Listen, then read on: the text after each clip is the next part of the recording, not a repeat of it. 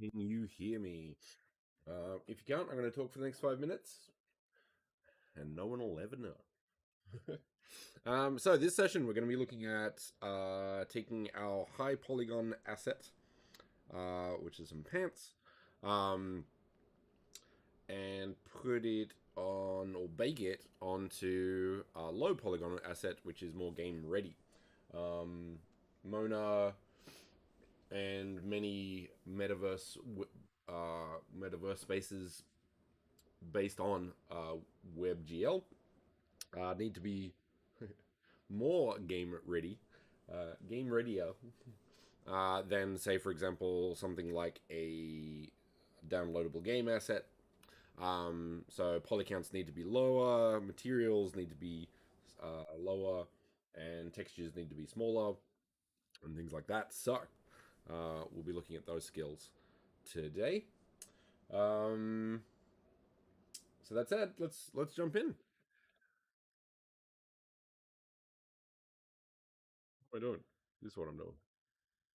There we go. I didn't do the thing. One moment.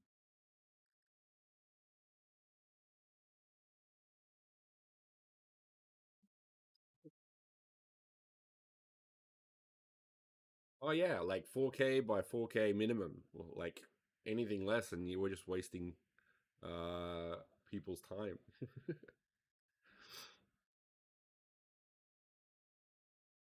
I'd say like what would I say? What would I recommend? Um yeah, I think it also depends on if you want to go mobile or the other one. What's the other one? VR. Because those need to be smaller if you're going with standalone and stuff like that.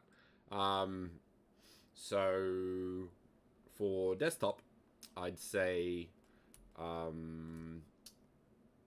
two 2048 by 2048 materials, meaning, and this is the thing also, because if you're doing 2048 materials, and you want like diffuse, normal, and metallic smoothness, which is pretty standard, that's like 6 2048, or let's say 2K. That's 6 2K textures, which is quite a lot. Um, and they add up real quick. So a common thing to do would be, say, the diffuse, depending on the style. Normal map, definitely, like that needs quite a lot of detail to get that sort of quality. But diffuse could be 2K or 1K. And the metallic and smoothness could be 10K or 512 by 512, for example, and that would save a bit of time on each one. So yeah, if you add them all together, technically that's 8K. Okay, so let's get into it. So the first thing, a couple of things that for this character, like I haven't spent any time on the character itself. Have I even? Oh, I did. Okay, except that one. Um, so the feet and the body, let's say, just disregard that. I'm gonna need them though, because we're going to do the rigging. So just to really double down on, actually no, we're going to do this thing. So for quality, I'm going to say the pants. And for rigging, I'm going to add these two assets as well. I want to take this character. I really like the idea of it now. So I'm actually going to do the whole thing eventually. This is why I was a teacher of English, not math. So yeah, this is the sort of, let's say, finished project. I do want to go back and do it better and cleaner. But yeah. Now, a couple of things to note. The socks here would be part of the shoes, and what I've decided to do is I would actually flip. Actually, let's double down on that idea. I'm gonna get rid of that one. So there's a couple of aspects here, which I'm going to flip. So this asset here, and let's say the let's actually do this as well, just to make it clearer.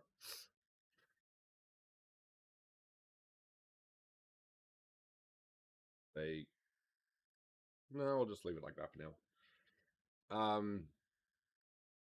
So yeah, so I'm going to bake this, and when I put it into here, can I not show that?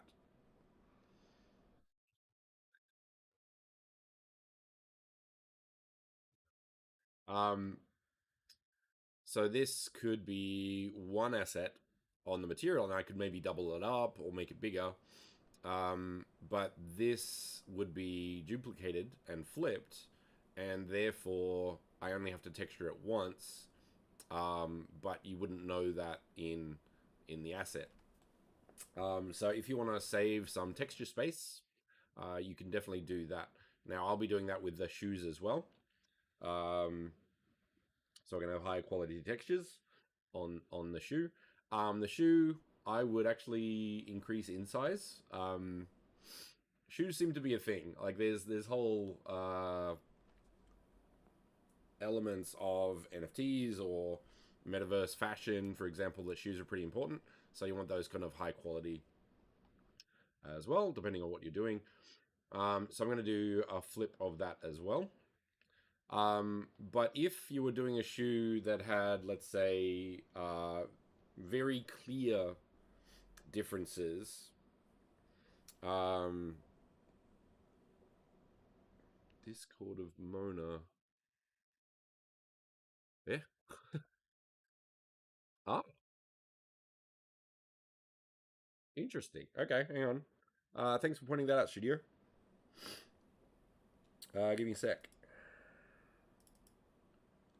Huh. Yeah. Nope, not that one either.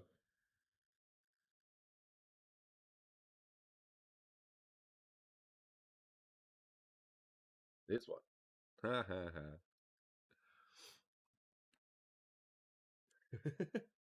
Thank you.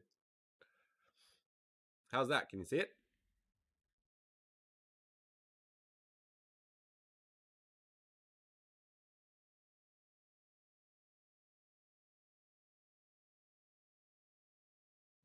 Cool. Blender? All right.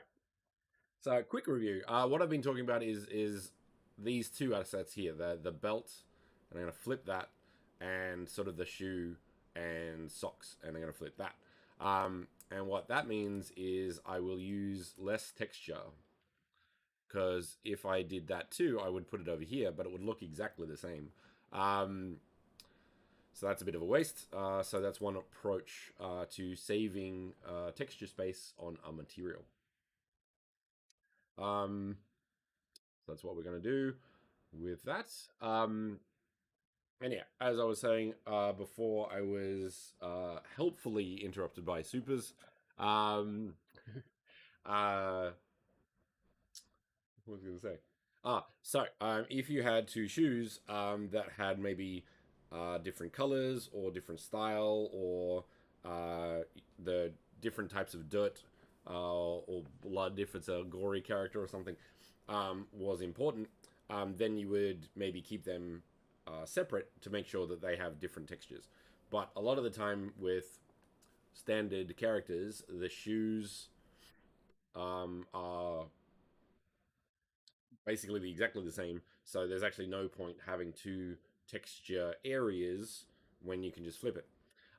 If you wanted to, you could actually do that with pants. If you had exactly the same left leg and right leg, then you could do this as well. So you could cut it down the middle and do the flip. But that's when it gets a bit fuzzy on the grounds that, say, for example, creasing and that sort of detail can usually be, or should usually be, a little bit different at least.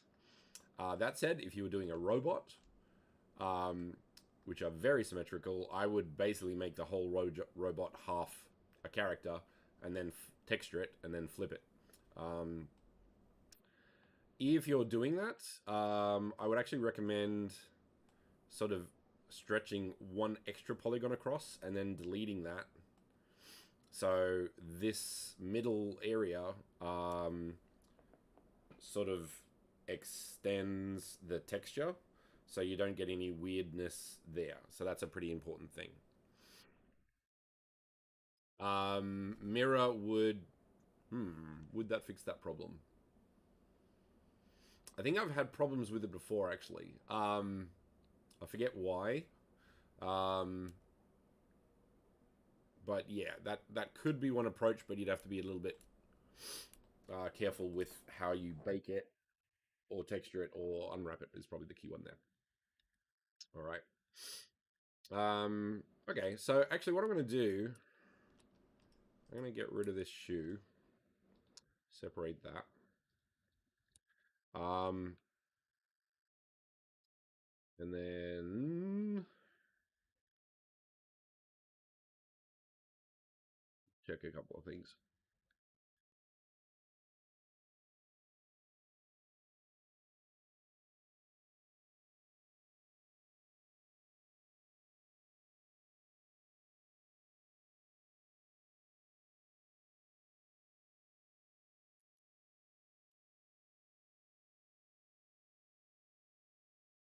So what I'm going to do here is just quickly, once again, sort of put these assets on the low polygon texture,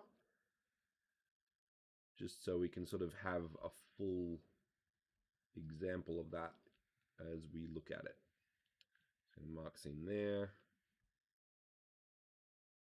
down there.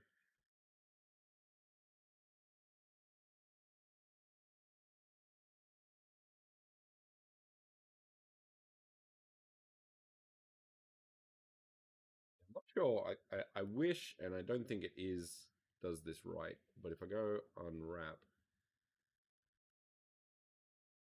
oh, maybe it is. Okay, hang on. So I'll rotate those. Scale those down. Oh, it does work. That's cool. And then I can sort of put these in. And just because, oops.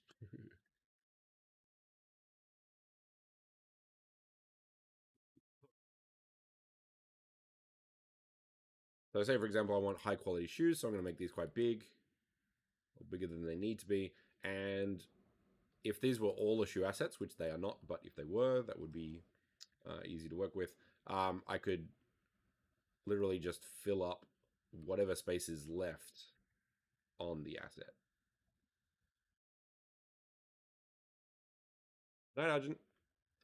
Sweet dreams.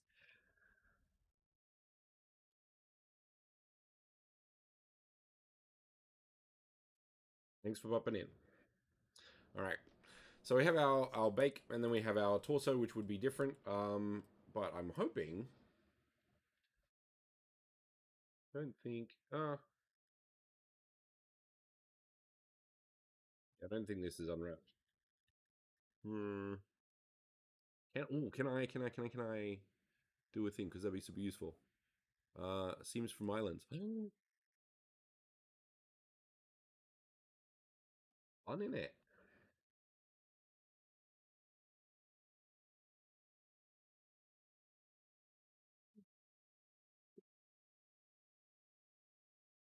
For argument's sake, we're just going to keep that as is. All right.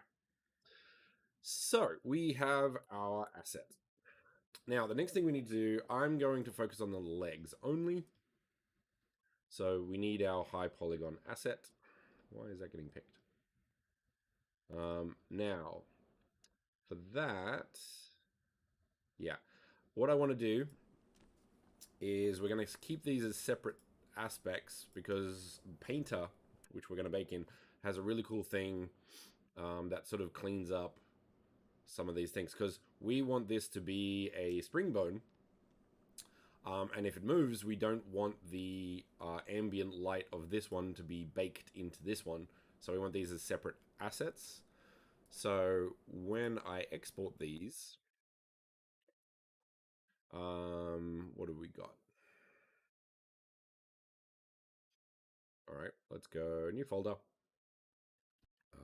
Baking.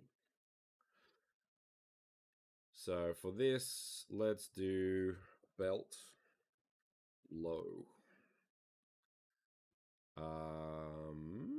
Cancel that because I'm going to do one thing. Control A, make sure all transforms are fixed, so we don't have to worry about that moving forward.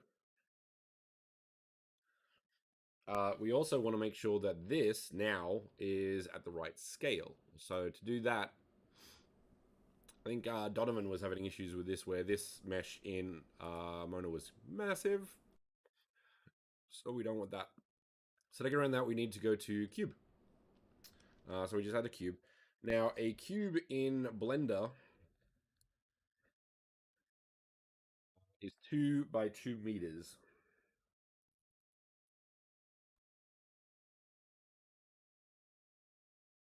Yeah, sure, I will. Yeah, all right.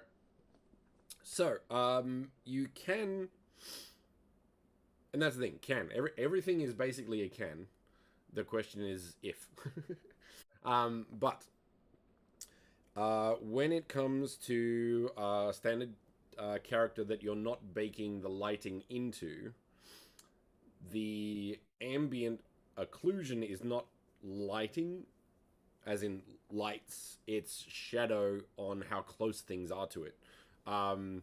So if I had, let's get rid of that for now. Yeah, I'll go into that in a sec. So say, for example, I had this asset of the belt, and I baked ambient occlusion into it, it would consider the distance between these two assets all the way down, which would look really good, apart from if I've made this animated with a spring bone, so it sort of flaps about a little bit. And then the shadow or the ambient occlusion would stay in the same spot while it animates, which we don't want. So in this case, this isn't necessarily baked lighting. This is ambient occlusion. So the sort of dark areas in dark areas. So under here would be a little bit, stuff like that. So I'm going to use that as a separate, so it doesn't bake that ambient occlusion in there. That said, there are ways, if you wanted to, like in Blender, you can bake light. So if you really wanted to, add a bit more color or pizzazz to your character, you could 100% bake the lighting into the diffuse channel, the diffuse texture of your asset, if you wanted to go that way. That said, the lighting will be done in Mona, depending on its lighting, so shadowing and all that sort of stuff. So yeah, you have the options to do all of that. But yeah, this is more about the ambient occlusion more than anything else. So yeah, all right. Back to, yes, adding a cube. So this is a 2 by 2 meter cube. You can see that in, if you hide this, there's sometimes an arrow there. Pull up item, and you got 2 by 2 by 2. So if you just move this up, hold control, sometimes it'll snap. It doesn't really matter. So that goes there. And here's 1.8 meters, which is kind of the average height of an avatar in Mona. And then if your character is really, really big, so let's say it's like up there or something, that is incorrect for obvious reasons. And then you would scale that down like so. And the key thing here is then Control A for scale mostly, but I usually do all transforms, so the pivot is there as well. But I'm going to do that. Now, to check if all of your assets are okay, one thing you can do is up here you have scale 111 and then the dimensions, and having those correct will be pretty important when you're lining everything up. So these are all correct as needed. So that's how you would scale the asset to make sure it's at the right size. Now, where are we? So we want these, yeah, so separating these. So I'm going to export that FBX baking, and there's going to be belt underscore low. I forget if it's a capital or lowercase, and that does matter. That'll make sense in a second. Select objects, selected object, so I don't like export everything, and then export. Then we want the pants and all the rest of it. Now, depending on how you've set it up, generally I would probably try and connect these as one mesh just to clean that up. But because I'm going to do different shoes and socks and stuff, I'm going to keep them separate. But yeah, ideally, you'll want them the same. So that can be just pants. FBX. Once again, this is not really going to be used, but I'm going to do it anyway just to show the process. Actually, call that torso. Another thing, and I haven't done this properly in Blender. So all of these need the one material. And I do find that, so I'm going to change that to legs. Legs, legs, legs, legs. Okay. So sometimes, and this is very Blender specific, if you have multiple things selected and you apply something, it may not work. So you'd have to do it individually. This is one of the very few things that I get frustrated with Blender. So always make sure that it's doing what you expect it to. So basically, these assets here, you know what? I'm going to join these. Yeah, so we just got the two. So we got legs and we got legs. So that's texture one. Let's change the name of this one as well to torso. Yeah, it's frustrating. I think they've fixed some things, but not others. But yeah, weight painting and multi application of things. Horrible. Apart from that, though, it's great. And I'm also going to change the name of the meshes as well, because get everything right for export. Okay, now the material thing is actually very important for Painter to understand what it's trying to bake. So make sure that your materials are named correctly so it knows what it's baking to. I'm going to save this because I always forget, and then say export them again. Is the belt. These are the pants.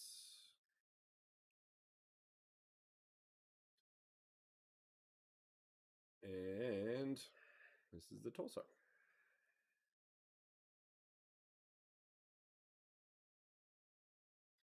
Cool. All right. So that's that. Now the next thing we need to do is grab all of the high polygon information. Now this doesn't matter as much. So these legs being down here don't matter for the torso, and that's fine. So I'm just going to export that as an asset because that is the torso. Materials also don't matter. This is purely the high information. So let's go torso. Pretty sure it's lowercase, but anyway. Get rid of that.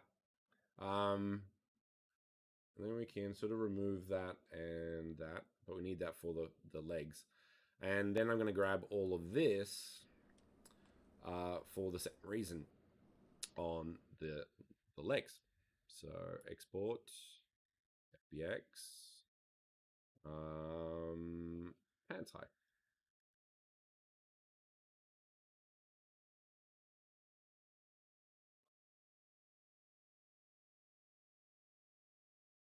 Make sure they're all aligned. So that should be good. Let's get into the baking.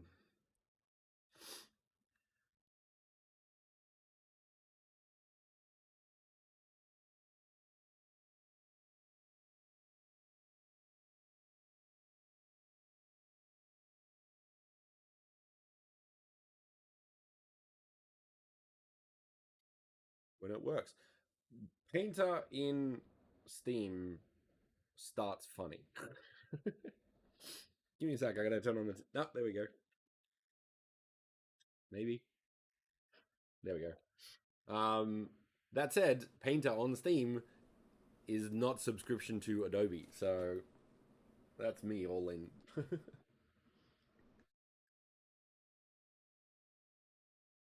Yes. So this is Adobe Painter, or Substance is probably the keyword there. Substance Painter, which was bought by Adobe, which I hate because I dislike their subscription significantly. But it is an amazing tool. So if I believe it's still on, what do you call it, Steam, which means when Steam has a sale, which is a lot, you can get a very good discount on Painter. So I do recommend it because it is probably one of the best texturing tools. The baking is really solid too. There are alternatives though. Blender can bake, and it does it fine. I just prefer the texturing part in Painter. So this is kind of two in one. You can 100% do baking in Blender. So there's that. Let's go new. Um, yeah, it's an amazing program. So we want the lows. So let's go. Ah, that's right.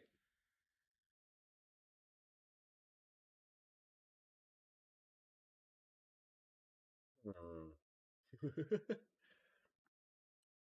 I haven't used this for a while, so I'm just processing. I don't think I can import multiple objects. No, you can't. Okay, got that. Because I forgot a thing. So, the naming is based on the export. So that's one object, and this is one object, and this is what we're actually naming here. So this is very important. So low. Um, what do we got? Hands buckle, low, and torso, high. So we got those three things. Now, can I do? How can I do this then?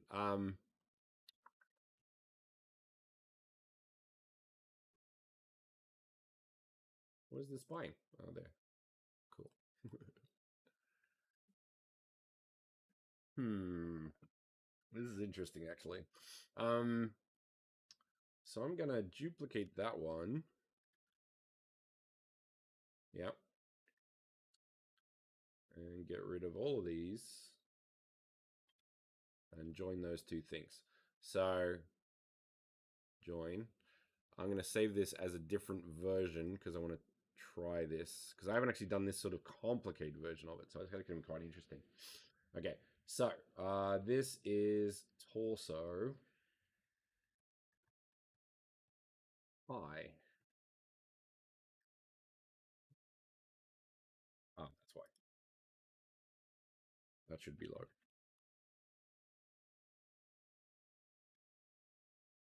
Okay, so when I export these assets, basically I'm going to export all of them into one file. So these three in low and these we combined in high, and it will pay attention to the names and sort of connect them correctly. So the next one we need to do is the belt, which is this one, this one, this one. Nope. Pants buckle? Maybe? Yeah. Not that one. Okay. Belt loops. Nope. Yep. Yep. Nope. Okay. So that's it. So join those. Why can I not join those? There we go. Okay. So that would be, what did I do? Pants buckle high.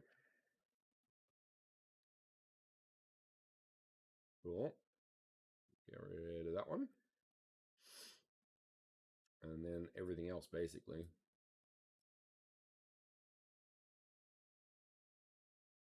Yeah.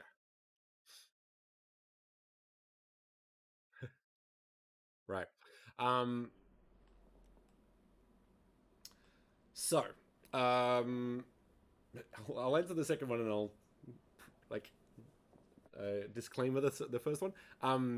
So the low and high, what we're doing, and this is a painter thing, and this talks about the sort of the ambient occlusion element. So I thought it was models, but it's actually names of assets in a file. And it'll make sense once we get to Painter, but let's see if I can explain it. Um, so we're going to have two files. One is all of the low assets, and one is all of the high assets. Now, what Painter will do inside those files is look at these names of the assets and kind of line them up so that all of, let's say, all of the pants assets will line up and bake separate to the belt assets, which will separate, and all of the torso, which will paint separate. So yeah, in Painter, it will line these up correctly and keep them separate so the ambient occlusion and other things won't affect the other one, which is super useful. So yeah, basically it's an organization tool that Painter uses to line up low and high polygon together, and can help with cleaning up some of the things that go on. Now, because I'm using like a whole body, actually no, let's fix that then. Yeah, this one. So I can actually get rid of this because I just want the feet.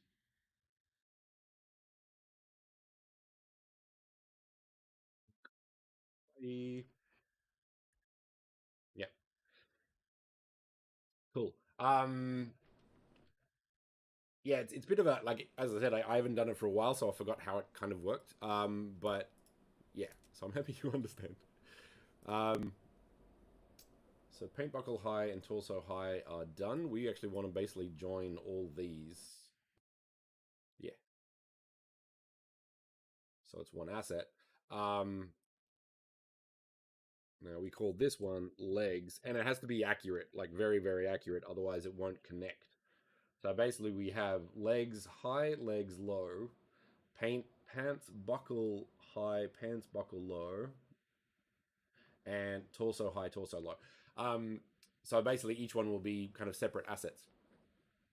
I'm gonna pull up the this one, and I'm gonna get rid of the polygons here as well, just because. Now the second part, the spine will be, that's going to be texture.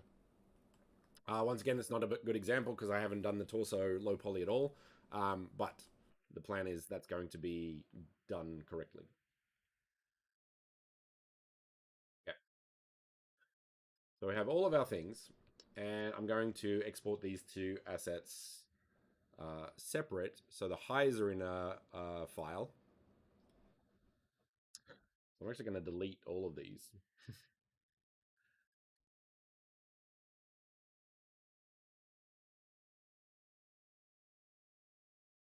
Keep it clean. And let's go tech man. This is the high. Select all objects, export.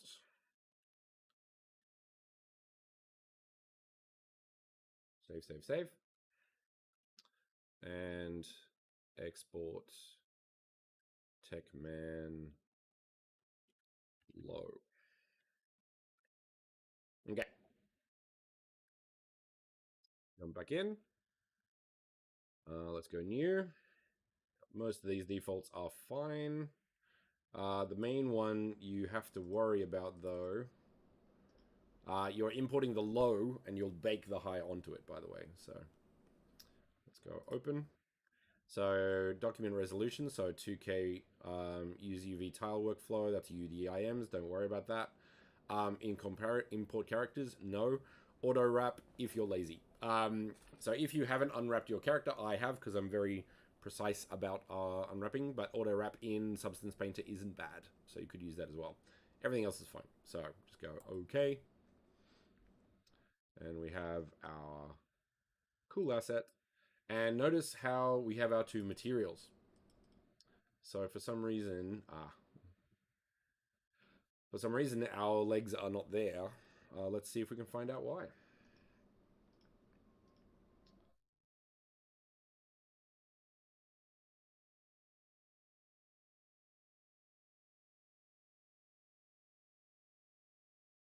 Okay, let's do manual approach to this.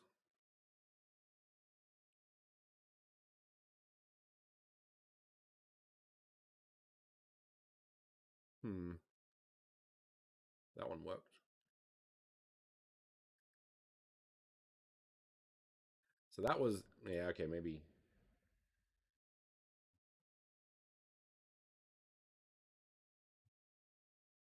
Yeah, but the thing is, we want, it was the same material, though, supposedly. Materials are a bit weird. Let's see if, because I applied it, maybe that'll work.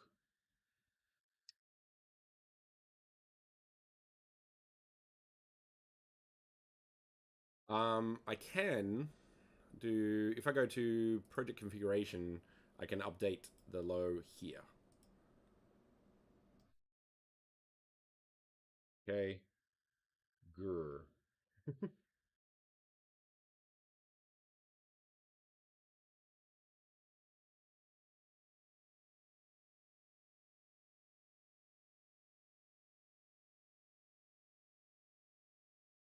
Why?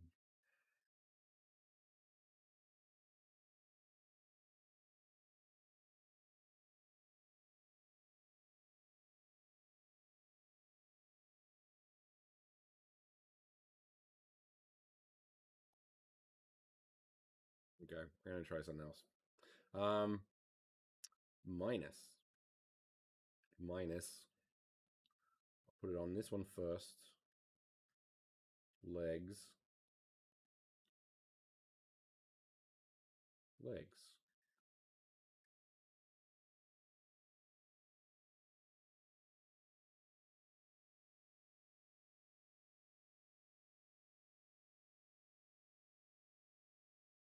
And just to be sure, I'm actually going to go new.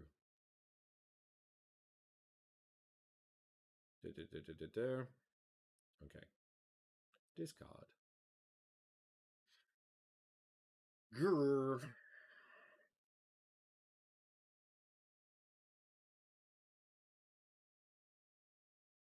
Okay. Sure. Second approach.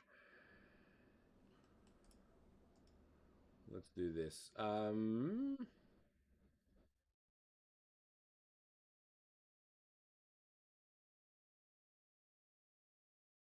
So usually that works, but I can kind of understand why it's not. So I'm going to try this approach. And I'll have to sort of stick it together with other methods. but we'll give this a shot.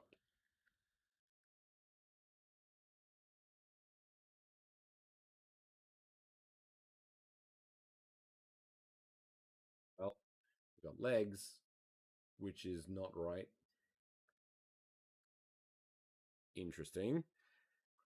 Okay, I got some other ideas to try. No.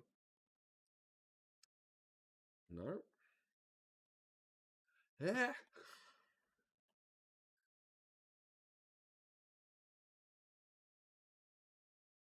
Like those worked.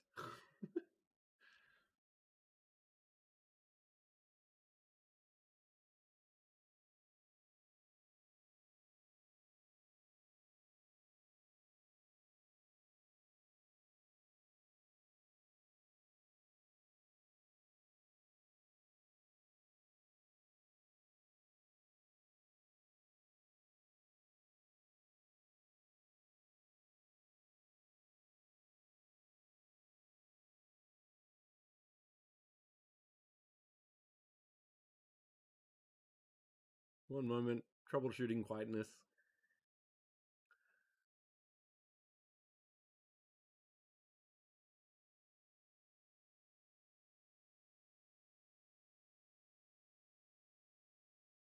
The one thing we want to bake and the light maps don't work.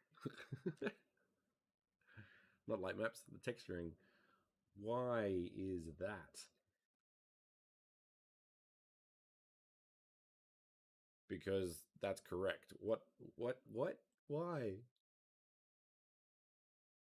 Okay. That's why that wasn't working. All right, sure. All right. Troubleshooting.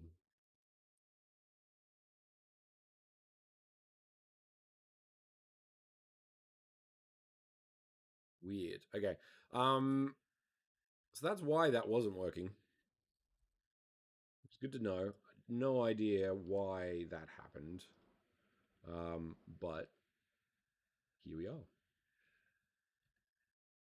So a quick cleanup of that, and it won't take long at all. So scale that up a bit.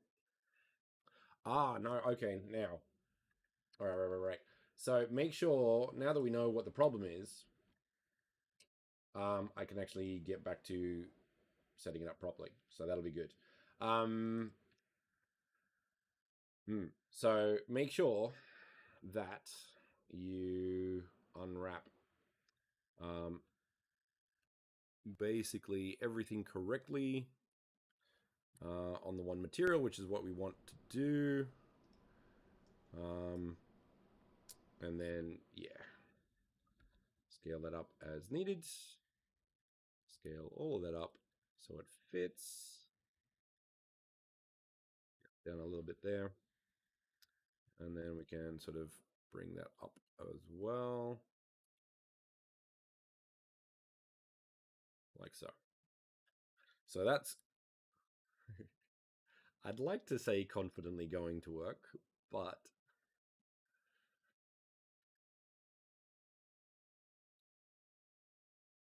so yeah, for argument's sake, let's say we do this perfectly and spend the time to do it correctly, but let's jump back into it. All right, so hopefully problem solved. Export. It's always the weird things that slow down with the troubleshooting. Project configuration, tech main low, go, legs. There we go. Torso. There we go. All right. Moving on.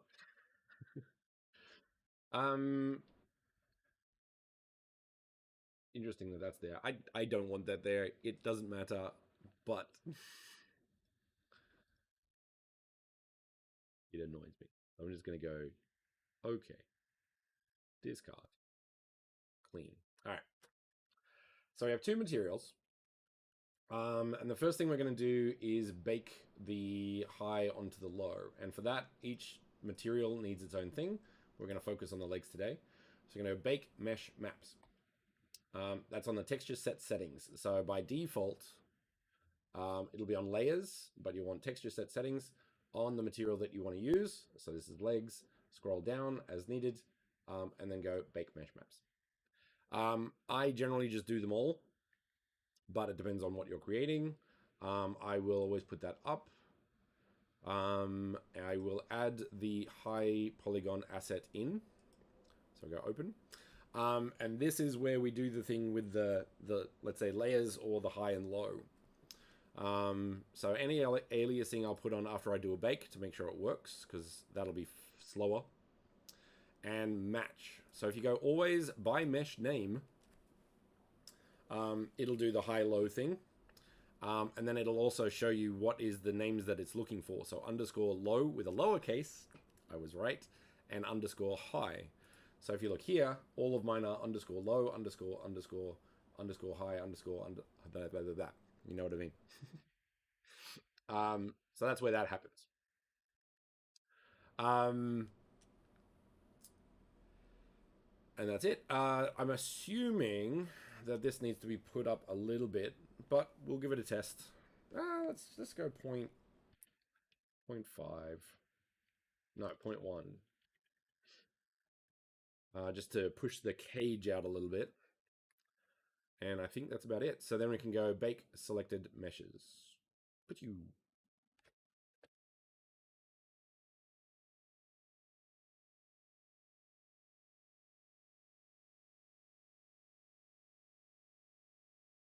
Okay. Now, here is an example of the shadow that I was talking about. And that honestly should not be there because of what we did. So I'm going to have to figure out why. But I did that on purpose to show you what you don't want it to do. So yeah, so this is based on ambient occlusion. And because that asset is close to that thing, basically it will create that shadow, which we don't want. Because if this is animated, so that moves up, the shadow will stay put, which we do not want. So we have to make sure why that works. So if I hide that and that and that and that, yeah, that should work. So let's go here again.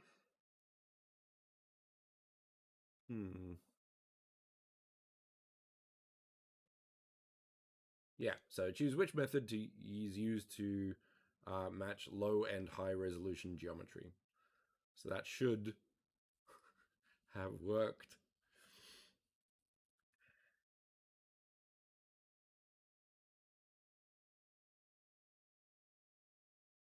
Why?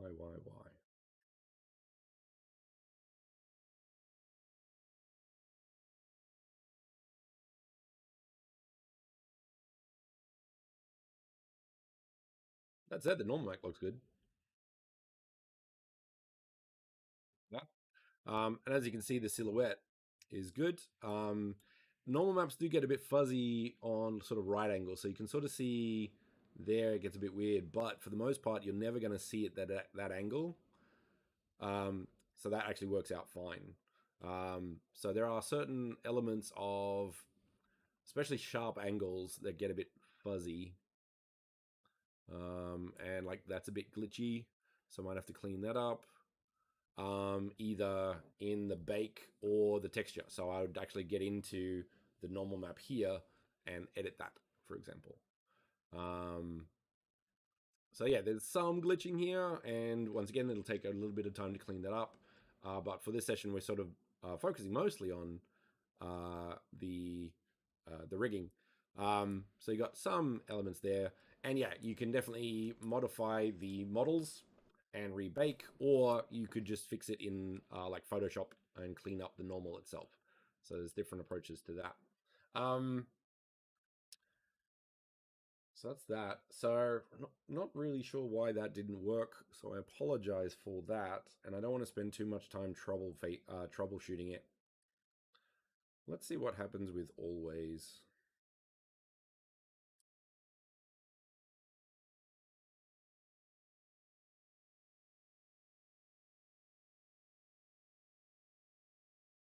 Mm. Ah, that's an interesting example. Glad I did it. So this is an example of on the texture.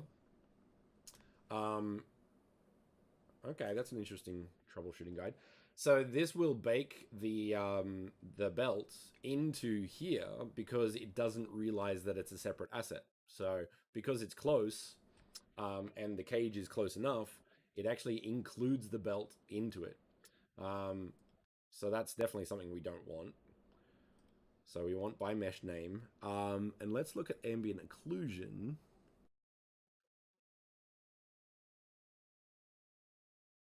Maybe that doesn't allow. There we go. So self occlusion only same mesh name. So that should fix that.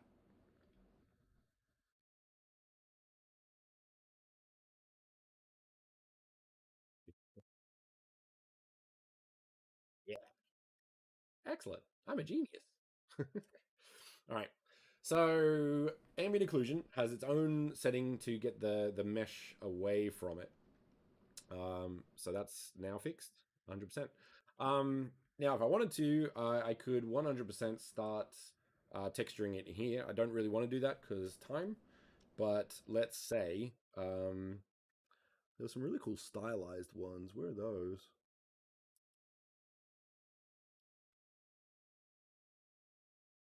St.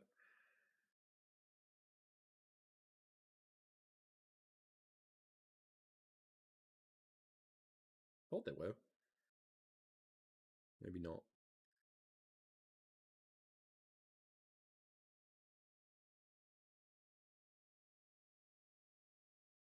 That's cool. Um, let's do some other ones.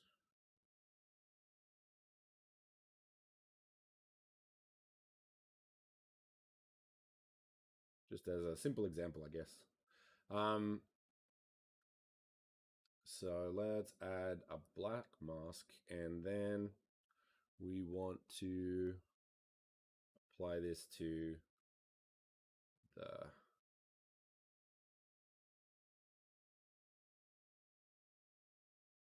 so. We also sort of want to do it with this. Nope, nope, nope. Once again, this is going to be very quick, just as an example.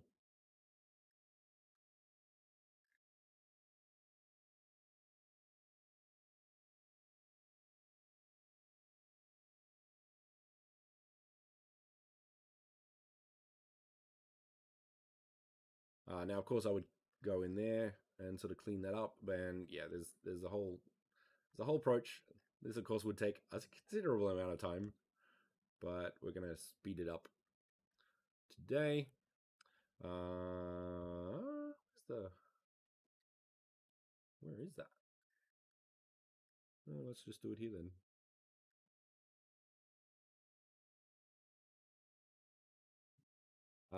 We also want, we definitely want, let's go copper.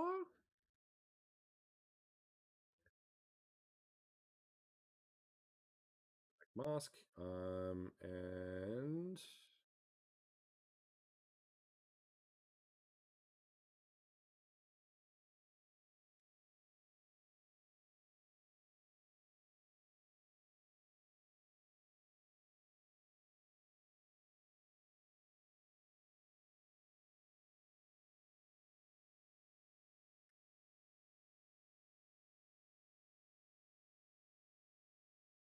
cool. We also have our buckles, these ones.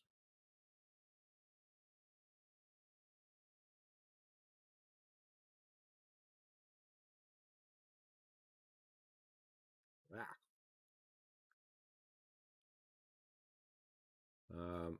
Yeah.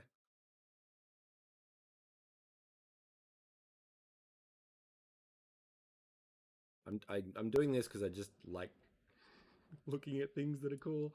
And this is a lot cooler when it's done. Um,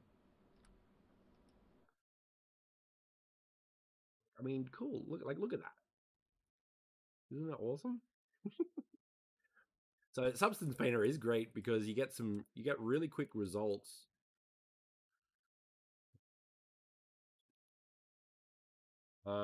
We also need to do that.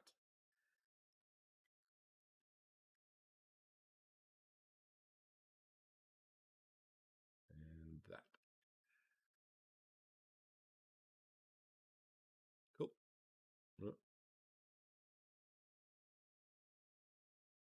Get rid of that and then hide that one. There we go.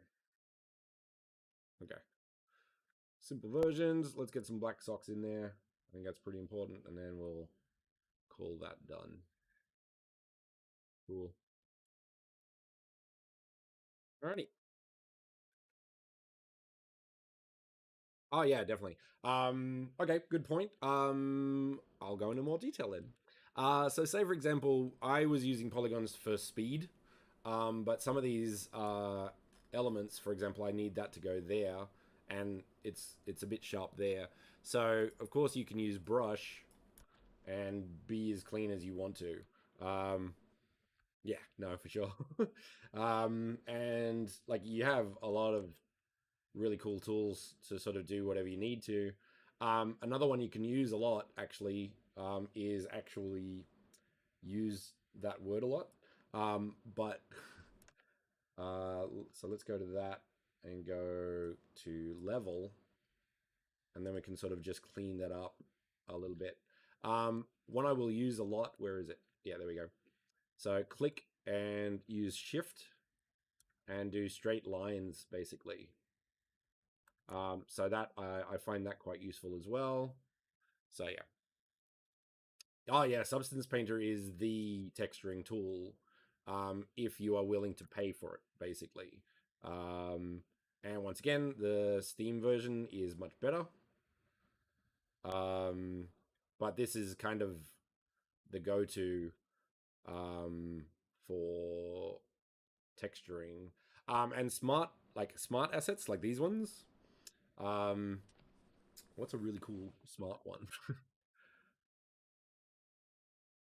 So it will sort of take in consideration the normal maps and put more detail around certain things that it has. So you can do some really interesting stuff with this program.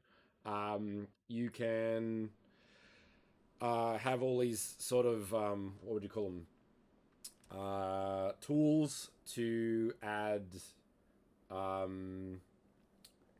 gradients like sand. Like if you look at these, like where the white is where it will add that thing, and you can use that as a masking tool. So if I want to add old paint, I can sort of make it look like that. I can do moss like from top to bottom, so it has XYZ positioning. But if I wanted to, which I do because that'd be kind of cool, let's go to so all of these, as you can see, have a mask applied. So I'm going to do a fill layer, right? So that's white. And I'm going to drag the gradient on it because that'd be cool, right? So it's high gradient and then hardly any gradient up here. But then we can change the color to red or something else. So sort of like a lighter color, maybe. Let's go a bit of orange. Sort of like that, maybe. So that's cool. But then you can also do things with that allow you to sort of like do normal maps. So if I go height maps, so I'm going to get rid of the normal. I'm going to get rid of the metal. I'm going to get rid of the rough, but I'm going to do height. And you can do height based on one layer. So it's pretty cool. So let's do that. So yeah, now once again, this is like what 10 minutes in. So you would make it look better. I've also noticed these two things down here. I'm wondering if that's just a baking issue. And here is a prime example of where seams are a bit of a problem. Because even with this, sometimes it won't bake well, or it won't transition well. So you want seams to be where seams are. So on the inside here, you can see a seam there, but that's where a seam would be. And I would actually design it to be there. So as a quick example of that, let's add some detail. So I'm going to add a fill layer, turn everything off except height. And we want to go down. And then we want to add a black mask and do that. So that allows us to sort of, if we wanted to, get the hardness down a bit better, scale that down, and then sort of draw a seam if you want to. And that's kind of an example of choosing what elements you want. And of course, this is very quick, so it's going to be pretty messy. So we've got that. So some of your details you can 100% get into Painter. So sort of the tertiary level. Like there's a lot of tools in here which are just really cool, to be honest. And then you got more brushes. So I can do stitches or road maps. So I could do, like if I scroll that down, I think there is actually, do a zipper.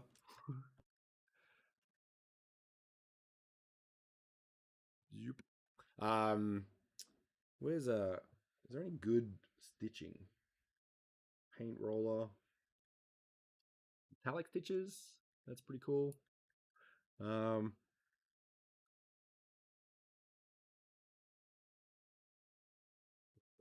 got welding if you wanted to.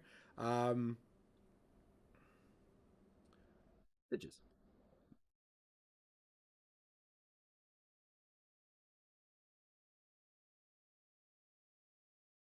So yeah, you have a lot of tools to use in Substance Painter that allow you to do some cool stuff. If I used my graphic tablet, this would be cleaner, but yeah, so you would have all of that. Add some stitches around there. Do all the things. So yeah.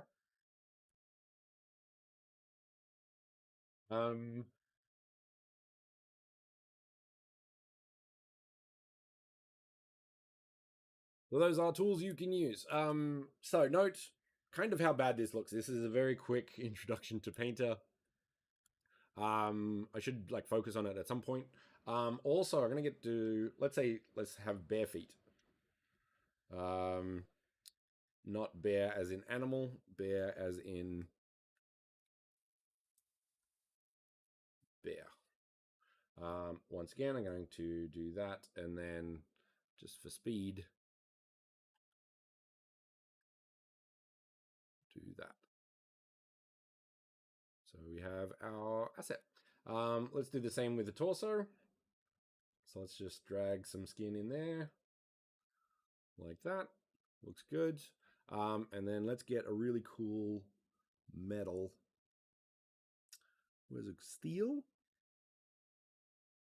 I don't want damaged steel. Yeah, a bit old and rusty. Yep. Black mask. And once again, now because this uses a different thing, we might have to do this. That goes through. So make sure that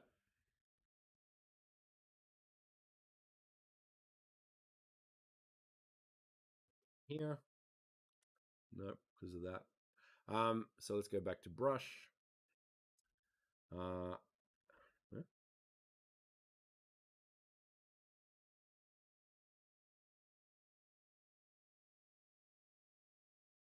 Okay. Brush. Where is it? Basic hard. That's the one.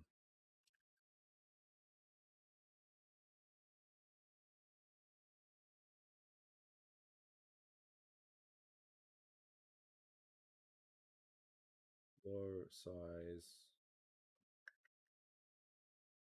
angle hardness. Why is that being weird?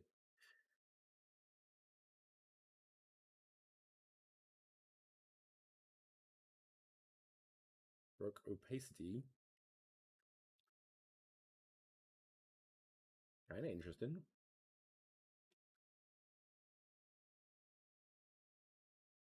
Hmm.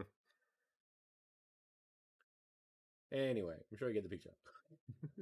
So let's just once again time do that.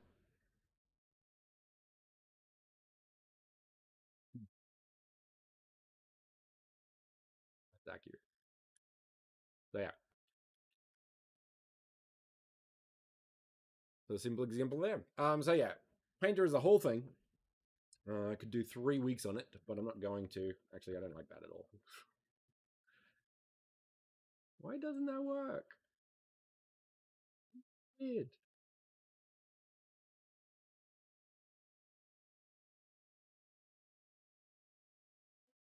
Yeah, I want it to work properly. Mm. Anyway, um,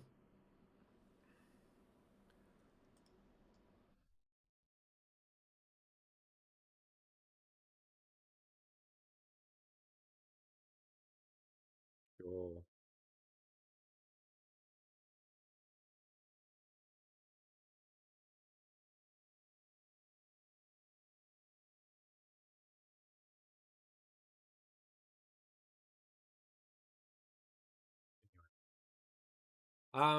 So let's say it's amazing. We'll do that. Then we can export our textures, which is what we want. So I'm going to export textures. I'm going to tell it where to go.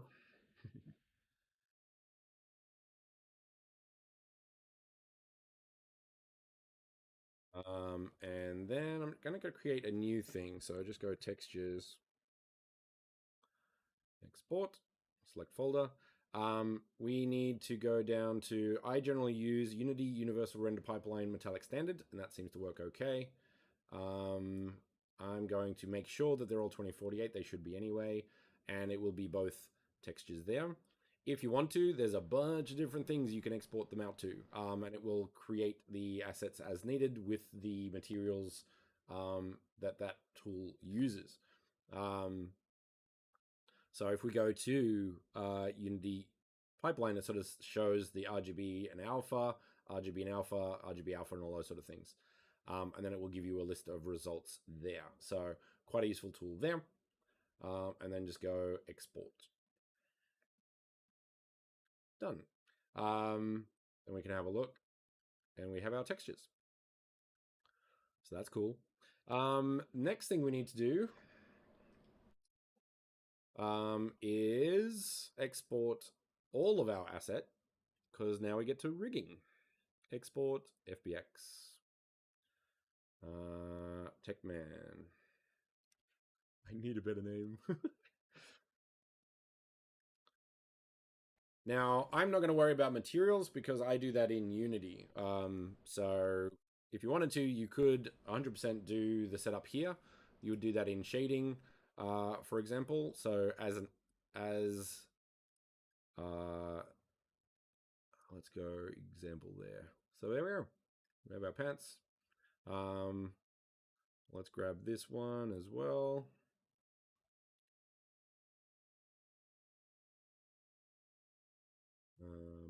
Back.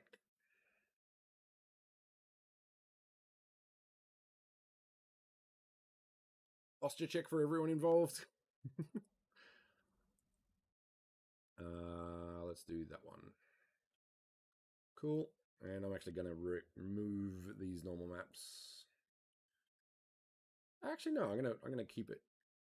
Use the correct one. Because that'd be cool.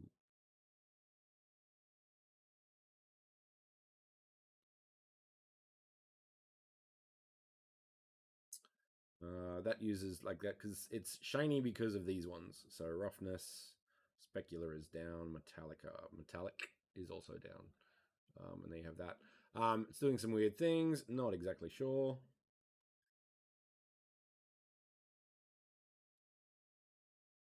Different reasons for it. And I think you do need that normal, so you can't just do that. I don't think. So it depends on the situation. But once again, I don't do materials in Blender. I will save them for the other one. So I'm actually going to get rid of those two and just keep the diffuse in there. And let's re-export that. So let's go there. Fbox, export, Fbx, Techman, selected objects, export. All right. Done. Done. I'm going to save this just in case I need to get to it later. Let's put that in baking. Save. Bye. All right. So the next thing we need to do is open up Actor Core, Accurig. This is a tool. No. Oops. This is a tool very similar to really? I have to update it. Oh, okay, interesting. Excuse me while I update it. So Accurig is another free tool similar to Mixamo. I like it more. It's a little bit more messing about, but it does allow you to be more accurate with your rigging. So you can like specify where the finger joints are. You can specify pretty much all of the points, whereas Mixamo kind of guesstimates where the foot is, for example. I do use that a lot. I did that. Is it installing? Like, what's that? Hang on.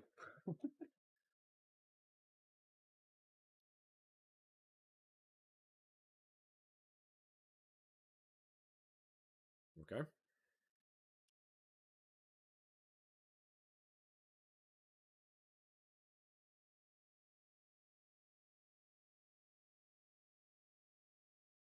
No. Required for further usage.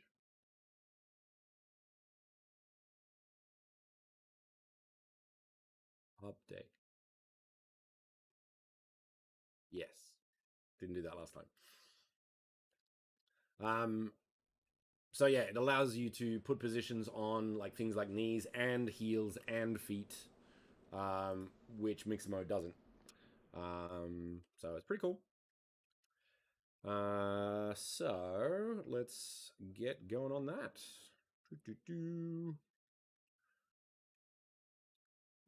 We want Techman.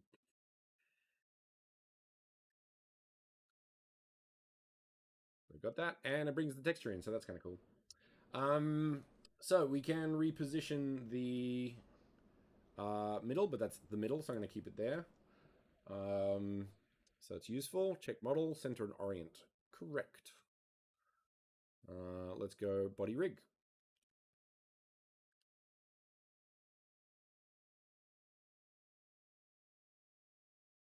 Right. So these are all the options. Ooh, that's interesting. Okay, so I'm going to have to copy that, and I can do that afterwards. So yeah, let's do that, because we kind of need that to be correct. So let's go back to layout to get rid of all that stuff that we don't need. Now that this is rigged and baked, and that's pretty important, because you don't want to duplicate things. I'm going to duplicate that, right mouse click, separate that, shut that down, do that. Scale X, nope, scale, no, edit mode. Scale X -1. That's done. And then join. Now note that the red is done by using face orientation here, and red means that the normal is flipped. Therefore, you wouldn't see this side of it, which we don't want to do. So I'm going to select a bit of it, Control L, select a bit of it, Control L, select all of it, Control L, and then go Mesh, Normals, Flip. So we have all blue. We'll also want to flip this one actually. So I'm going to, once again, Control Shift D, right mouse click. Now that's already separate, I believe. Not important. It's all selected. Scale X minus 1. And that'll do it there, which we don't want. So that is that. Yeah. So go to object mode because the object point is here. So scale X minus 1. So yeah, doing it in edit will be local. Doing it as an object is world-based. So I'm going to join those two. And once again, that will flip, which we don't want. And then mesh normals flip again. So that's good. This one as well, please.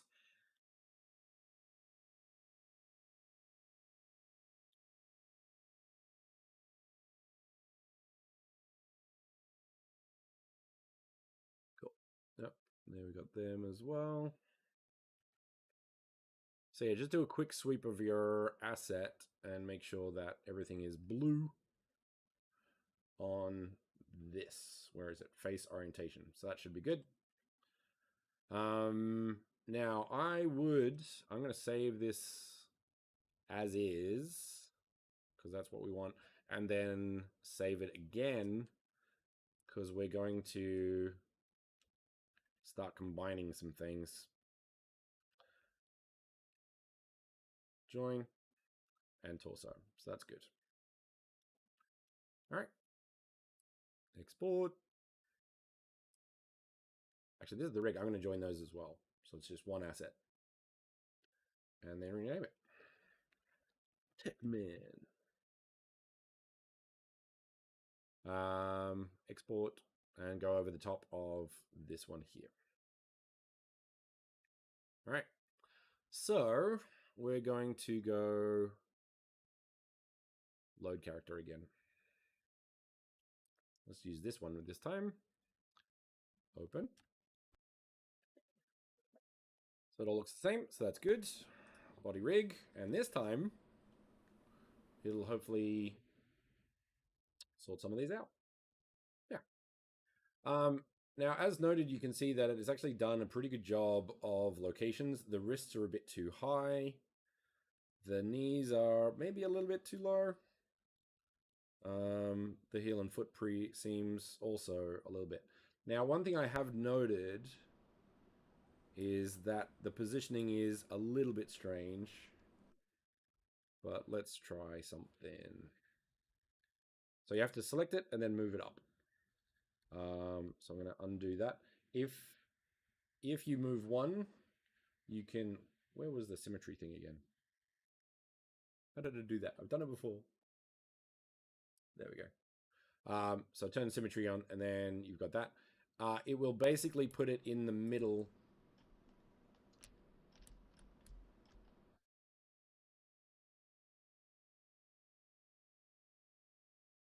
of the mesh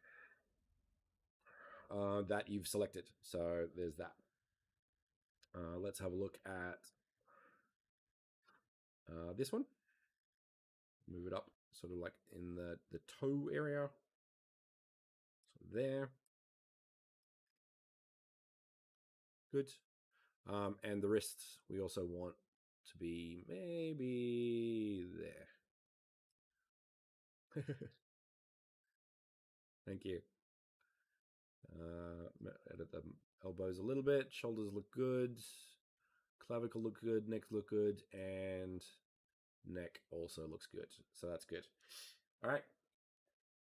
So that's that done. So yeah, moving those around is pretty easy. You can change these if you want to, like just to adjust as needed. Joint size is also there. So there's a few things here. I'm not sure what the mask does. Midpoint placement. So that's sort of on the front part or the whole mesh. So I just use the whole mesh usually. So it depends on your approach.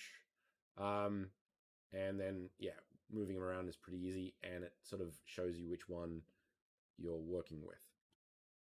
Next up, and this is a Accurig thing only. Mixamo doesn't do this, but super useful.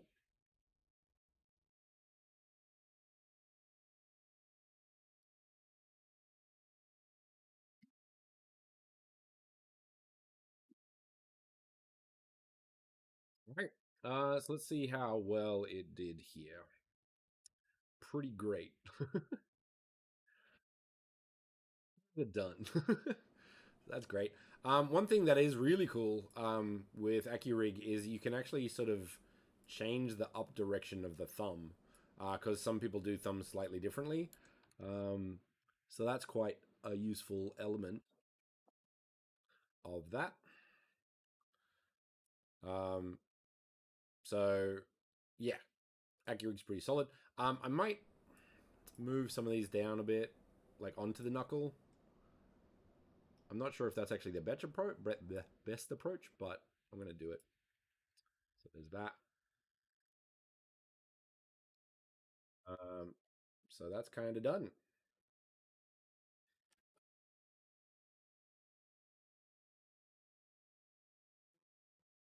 That's the right one. And then we can do the same with the left as well. So once again, just the knuckles. Now note my avatar was not a T pose. It is an A pose. And I'm going to fix that later using either Blender or Uni VRM. So I've got that option to do that. All right, so we have our base rig done, and we can go check animation.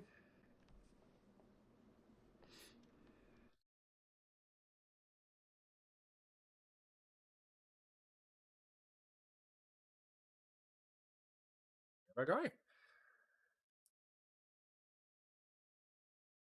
Up here, you've got some tools to allow you to see what it looks like. So the T-pose looks pretty good there. All sorts of things to do that. You can do different bodies. So you can do like proper tests if you wanted to.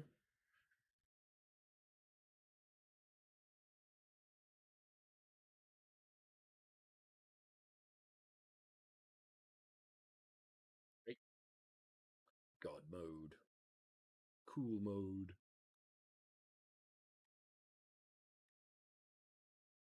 So yeah, you can see your rig pretty easily and how well it does. And adjust as needed. I hate that it's pink. I should have done it. Anyway. And then you can do sort of different approaches to, yeah, just checking the rig with the tools they have, which are pretty excellent. And then we've got some sort of weird acting. I can do a quick walk as well. Now, of course, Mixamo has a lot more tools to do this, but as you can see on the belt, buckles don't do that.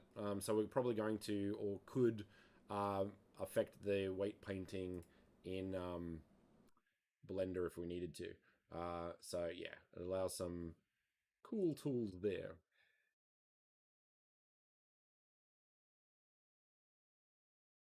Yes, so with the pose, sorry. Um it is tricky because I find modeling in a pose better because the shoulders are always down. So you sort of want your positioning to be that because when you do that, you start doing some interesting stuff here. And when it goes down, if you haven't rigged it properly. So there's pros and cons to both, I think. Rigging like weight painting is easier if it's in T-pose. And I think I can export in T-pose after it's rigged. So to be honest, it's kind of whatever your preference is. I leans towards A pose, but just because it looks more normal. No one walks around like this. So like positioning hands like might be too far, so the proportions might be a little bit incorrect. Where A pose, it's a bit easier to read that. So for me personally, I model in A pose and maybe export the rig or do it once again in Uni VRM because you have that choice to export it as a T pose. So that's up to you, to be honest. Adding it depends on what you're doing and how complicated the asset or the object that you're adding is. So if it was a backpack, for example,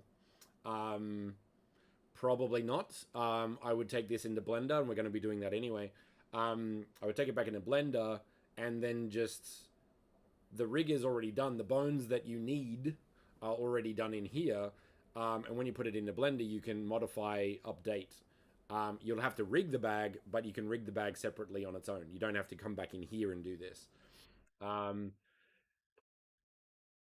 The other option, if you wanted to, if it is a, it depends on the thing you're doing as well. But one approach, if you want it to be a VRM, you would have to rig it to the character. How you rig it is up to you. Once you've got your base rig like you've done in Accurig. So you could bring it back in here and then it'll be rigged for you, or you can just manually add it and rig it in Blender. So those are the two options, or any other tool like Max and Maya and all of those sort of things as well. So completely up to you. All right. So my guy's cool. Let's export. So we've got these. So I've got Export Fbx. And we've got target application. It has a lot. So that's great. We actually want Unity. And then we want our texture size, doesn't matter. So I'm just going to export that. Done. I can embed the texture, but we're going to either fix it in Blender or do it in, what do you call it? In Unity.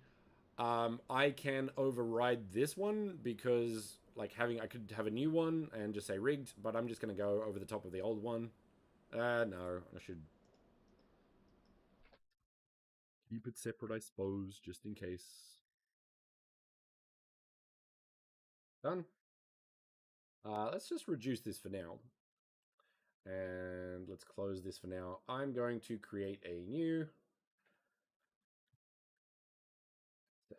And then we're going to import what we just did. So FBX, TechMan rigged, leave all default. And that happens.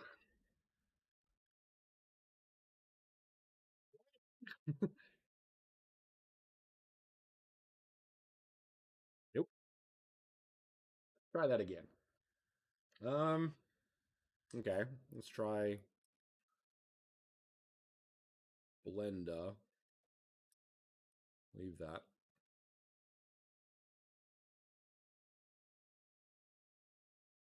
Yeah, it's horrifying. Well, it is Halloween soon. The thing is, that didn't happen last time I tried this, so I'm not too sure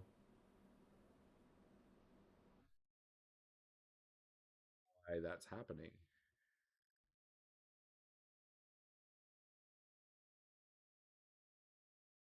Okay, okay.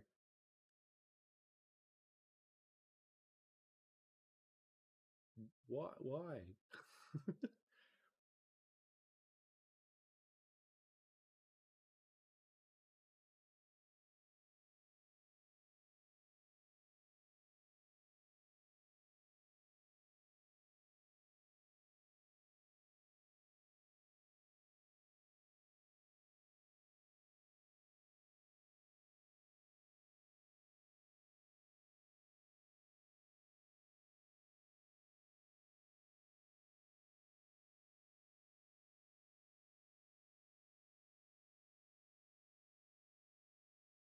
Give it a little bit more time.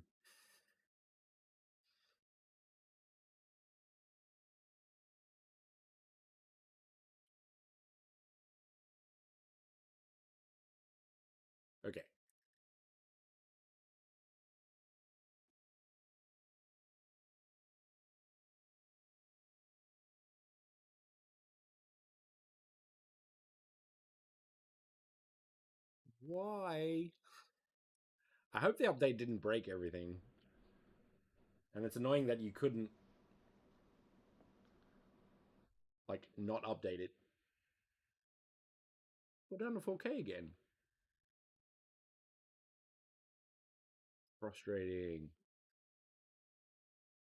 I am. And that's the point. Like, okay, let's try Unity again.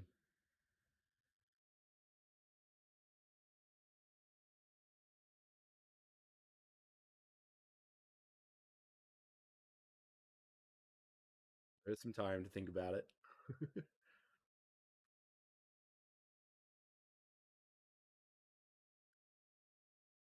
Ah, no, no, no. Yeah, no, no, no, no. Very good point. Okay, let's try that again. Import. Okay, that's the glitchy one.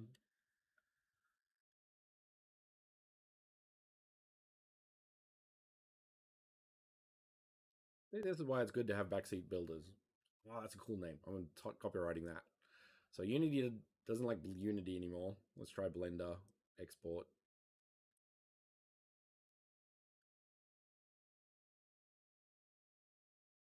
Give it some time.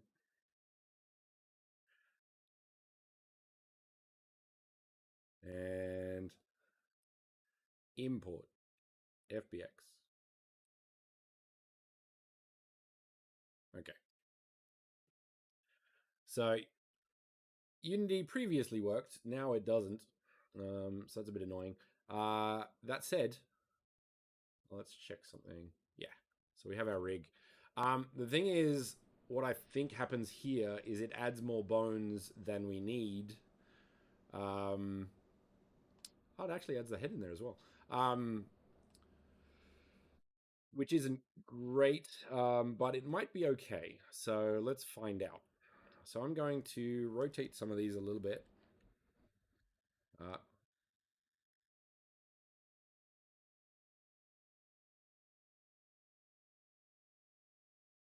thing. Man, Accurig was cool. Any of these issues before.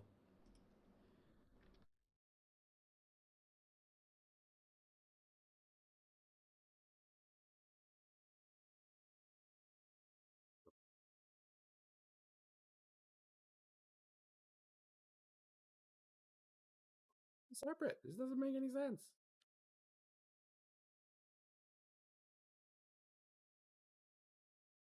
All right, let's see what other options we got.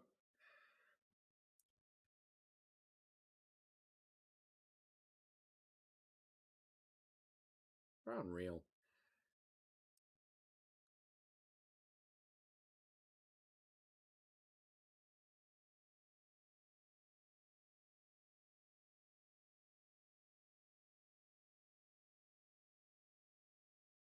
It's not super hard. And Mixamo, like Mixamo 100% works. What? Why does that now work? What is going on?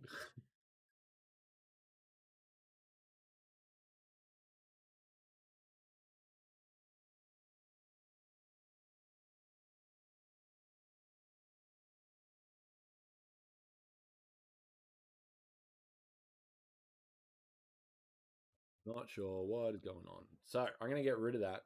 I'm gonna import it again and see how the Unreal one is. Well, that's cool, I guess.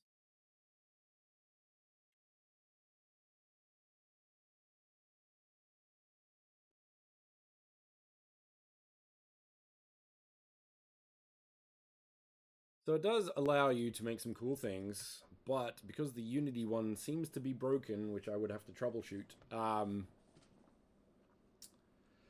not too sure. Now, previously I have done it. The Unity one was fine, so I think it's just a glitch in the latest update, which you have to do.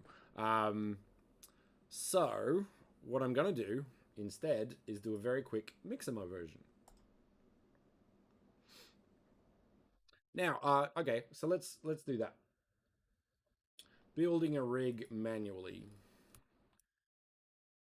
would be how. Yeah, let's do it manual.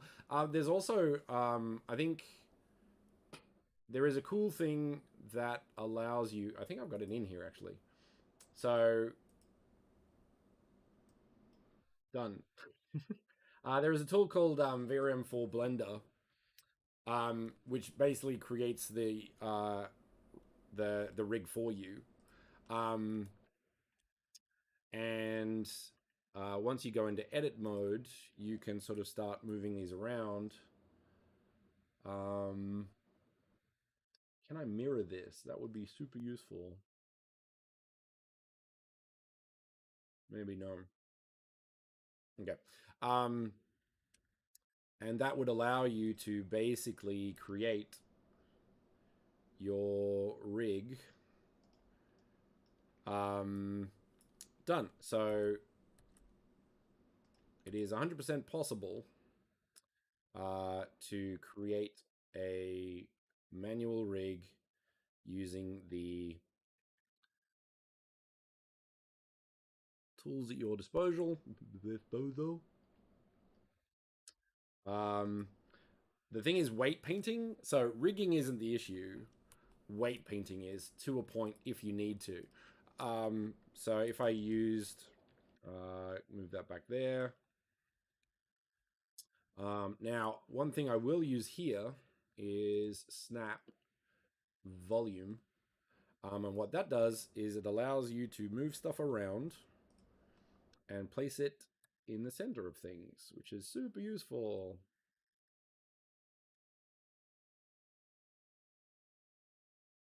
You can sort of see that it does that, which is great. So yeah, pretty easy to rig. Now, depending on the complexity of your asset,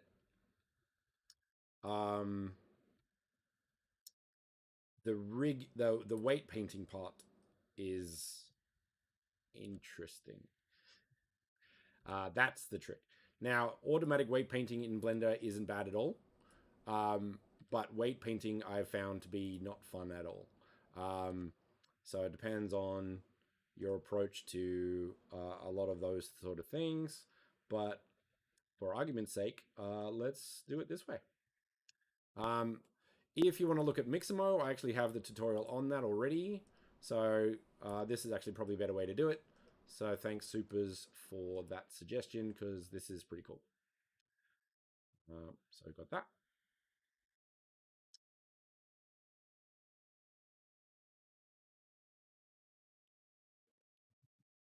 I could, if I want to, I think, do in front. So if I turn that on, you can see where it is. So that's another option as well. So that's in this one here, in front. So then you've got that. So yeah, this snap and volume is super good for sort of figuring a lot of these things out. So if I press G, it'll go where it needs to go, which is great. Now, if they've named it correctly, if I go this and symmetrize, which they did. So yeah, if you have symmetry objects and you have .l at the end of it, you can go right mouse click and symmetrize, and that'll be done, which is excellent. All right. Next up. Now notice, because I was clicking on the front and that's a different object, that's not great.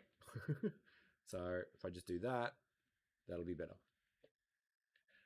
No, ask away. Like, that's the whole point. I want people to ask more questions. That's why we're here. If there's no questions, I might as well just do tutorials. So please ask away.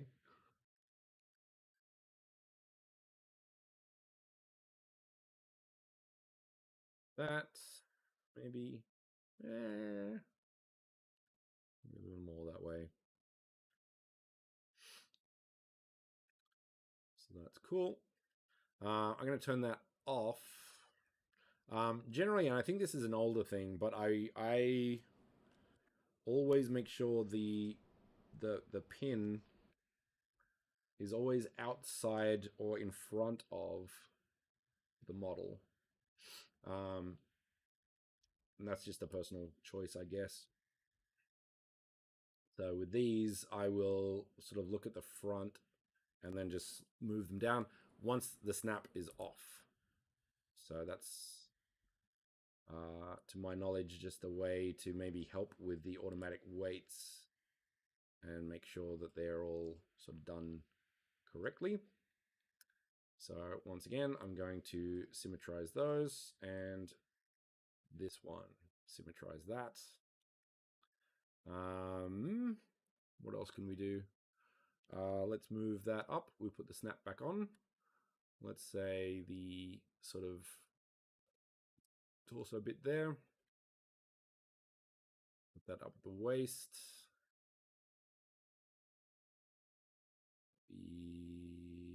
Actually, I'm going to press Z to make sure it goes in the middle. Actually, I'm going to make sure I did that with that one as well. So G, which means you can do that. Z, which means it's just up and down. Just got to make sure we want to do that. Same with this one, G, Z. Put that sort of in the middle of those two. The root, let's move that up with the Z, maybe to sort of the pelvis. So let's say there. This is the neck, so there-ish, yeah.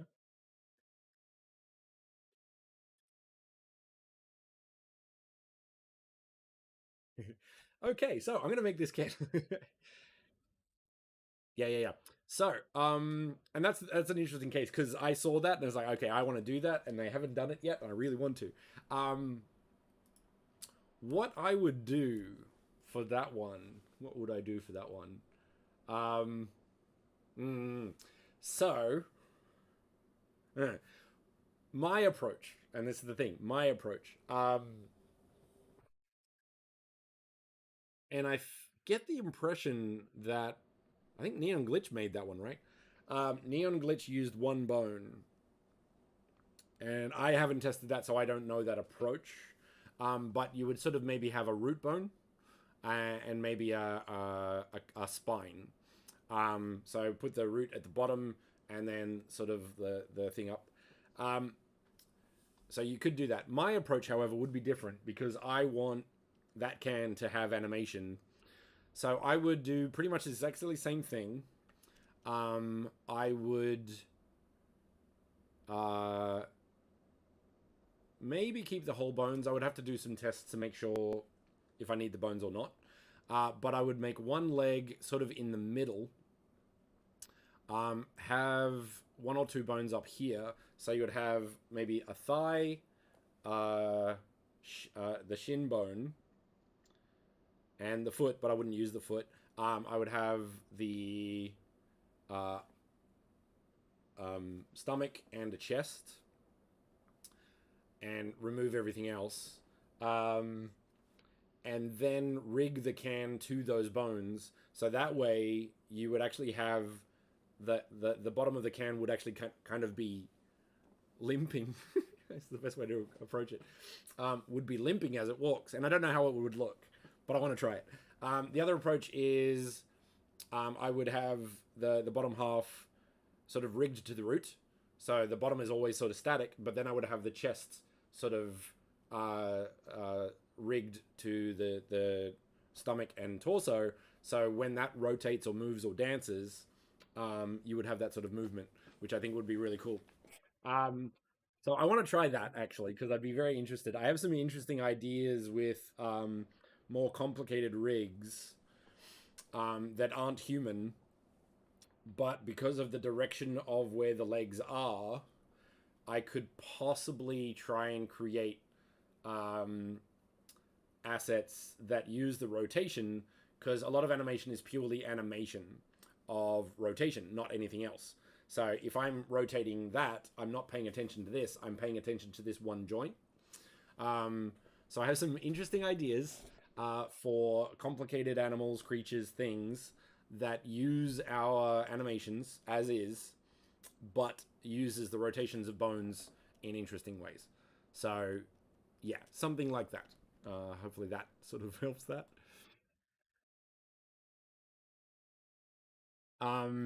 My understanding, and that's the thing, that's an understanding, not knowledge, because I think Neon has used a single rig or a single bone or very little bit of bones.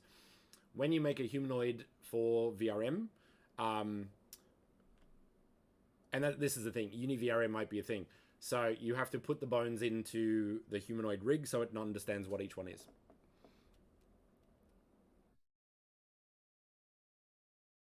That one, did it rotate? I never paid attention to that. Wonder how they did that then. Did it only rotate when it walked, or did it rotate? Yeah, I'm not too sure how they did that. Sounds cool though. All right. Where was I? Yeah, I'm interested to know: is it rotating based on rotation, or is it based on something else? Put it there. Then I'll put it at the neck, which should be there.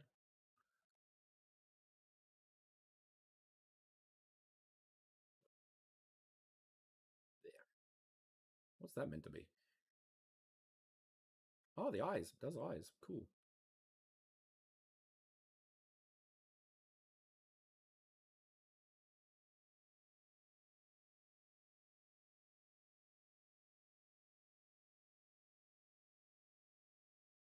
Right. So if I had eyes, that would be useful because I think we'll probably be using those in the future for head rotations and stuff.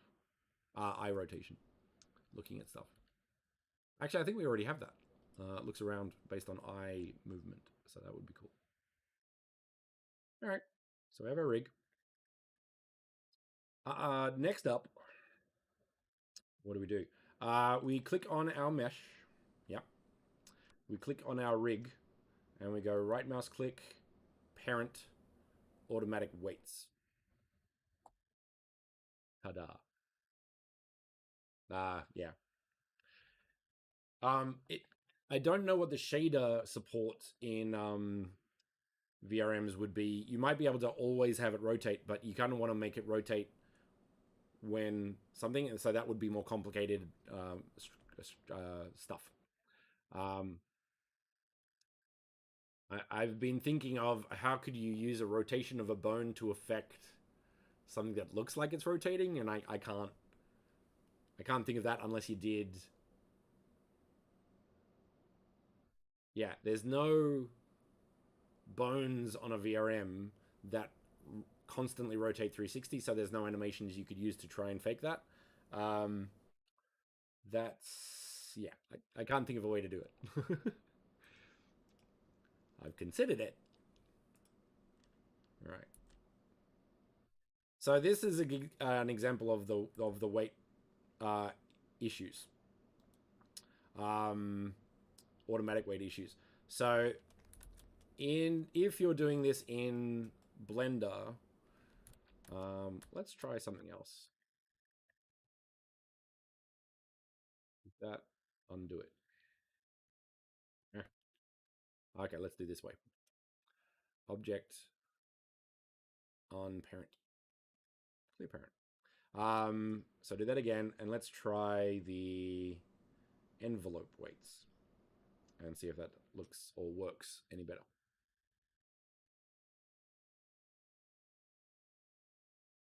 Much better, except for that. So pros and cons to automatic weights in Blender. So let's have a quick look. Yeah, we got some time. 7 minutes.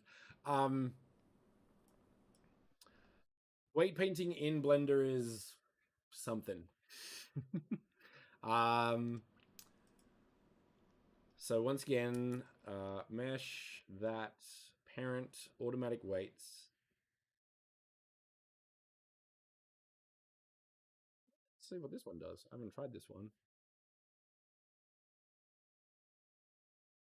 Yeah, same glitch there. So automatic weights is seemingly the best one, but we have to clean things up more. So pros and cons. way around. So parent, automatic weights. That'll be done.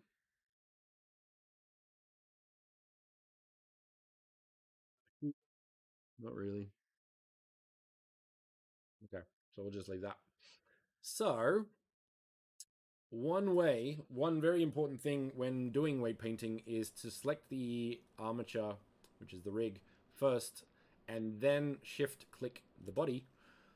This way, when you go to weight paint, you can still select with control. So this is a really easy way to select the things you want.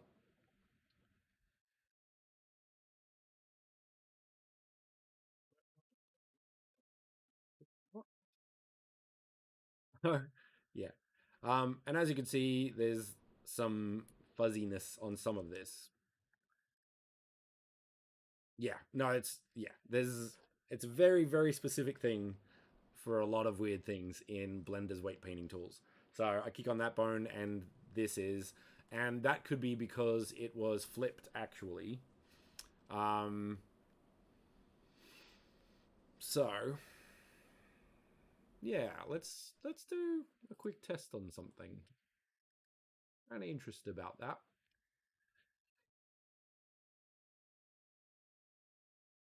Clear that. Is that a normals thing? The thing is also, if you're playing with the normals, because I baked the normals based on this one, if I edit it, that might change those. So yeah, it's all sorts of different approaches to that. Um, but I'm interested in this. So let's go normals, recalculate outside. So it plays with that a little bit. And if there was an issue, I would have to rebake it. So keep that in mind if that glitches. But we'll worry about that in a sec because I'm kind of interested in finding out if this works. So once again, yeah, that parent automatic. That one first. That weight paint. Ah, interesting. Okay. Note for the day: make sure recalculate normals is a thing. Um, good to know. I'm gonna write that down actually because that's super useful. One moment.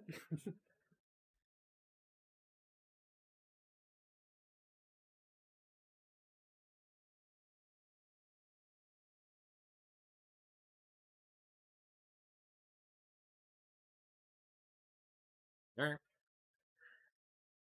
No, good rabbit holes. That is super useful to know. Like I didn't know that, now I do. That's going to save so much time. So, recalculate normals before this would have to go way back. So, make sure that before exporting your low polygon asset is recalculate normals before even the baking of textures, because if you modify normals for any reason, when you bake the normals, they might bake different. So this character might look a bit weird if we get it into uni. But that is super useful to know. So let me try this one more time. So it's just the strap now, whereas everything else is not so bad.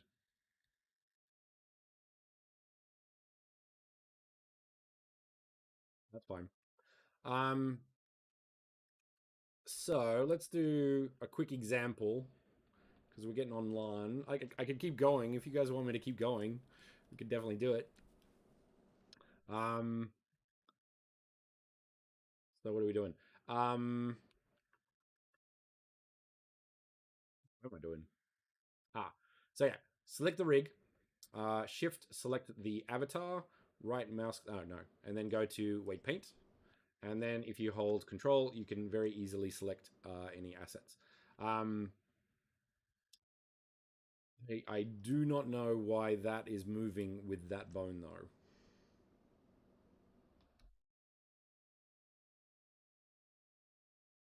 It's like it's not coming up at all, right?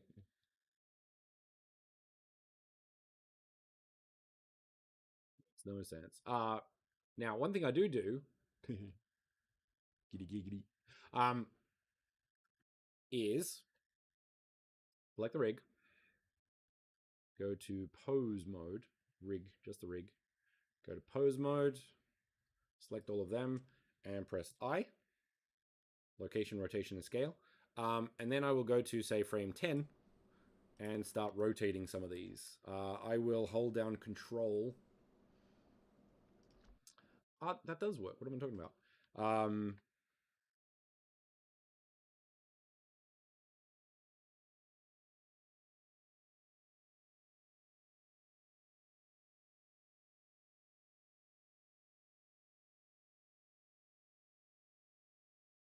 Now, because what I can do is I can rig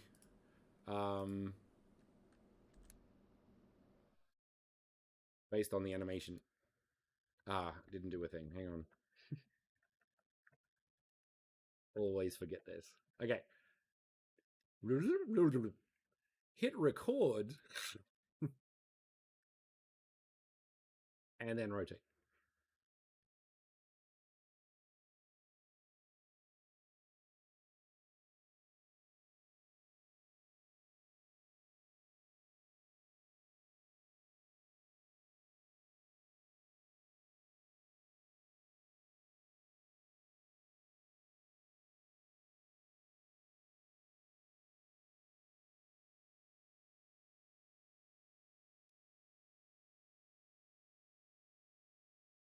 Good. Let's rotate these a little bit out as well. 1, 2, 3, 4. 1, 2, 3, 4. There we go. Okay. So it's a mess, and that's fine. We want it to be a mess.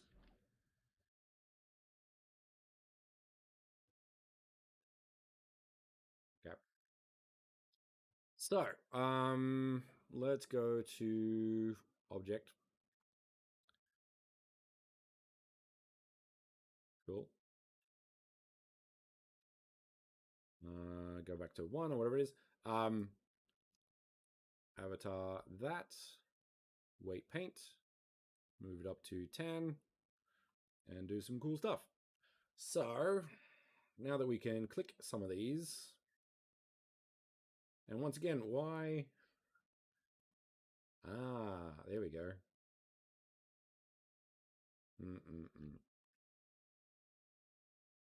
So fingers are, for some reason, connected.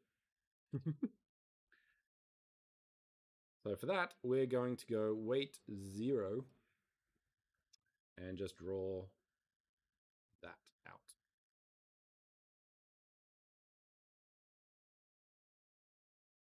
And this is a prime example of why I kind of don't really like weight painting in ZBrush.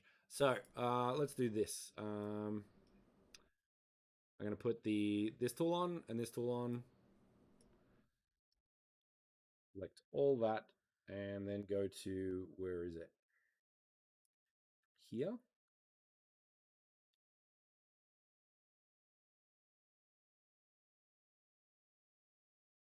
That one?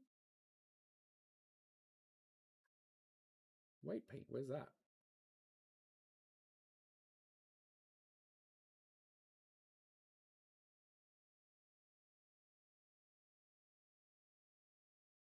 Usually there's a weight thing. Let's try this one. There we go. Weight. Okay. So go to vertex modes, selection, grab all of those, Control L, which will be all of that asset. We don't want any of it on that. So we're going to go weight to 0, assign. Now, the problem with that is I have to turn that off. Control select that, turn it on, and then we can do the same thing again. So off, on, assign. Off, that one, assign, done. And that works. And then we can do the same with this as well. Control L to make sure it's all selected. and then assign. So yeah, this is one approach to dealing with some of, I think otherwise it's good. Okay, so that's good. And then after that, we can do something like this. So, nope. Select that, Control L. All right, let's try gradient.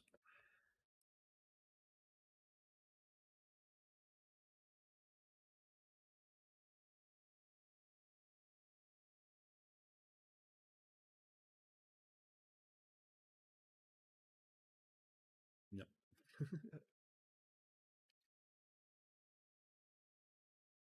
Radial?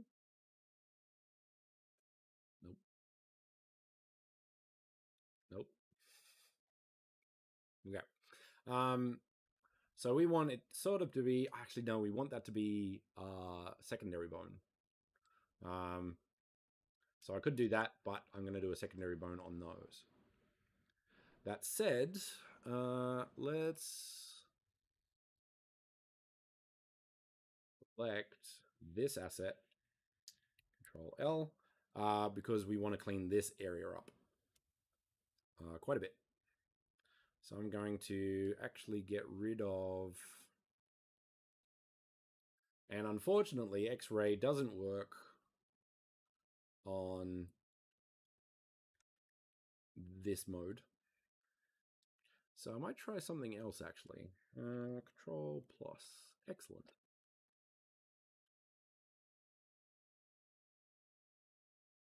So let's go zoom in front. That plus plus plus plus plus. That doesn't work because we want to grab the behind as well.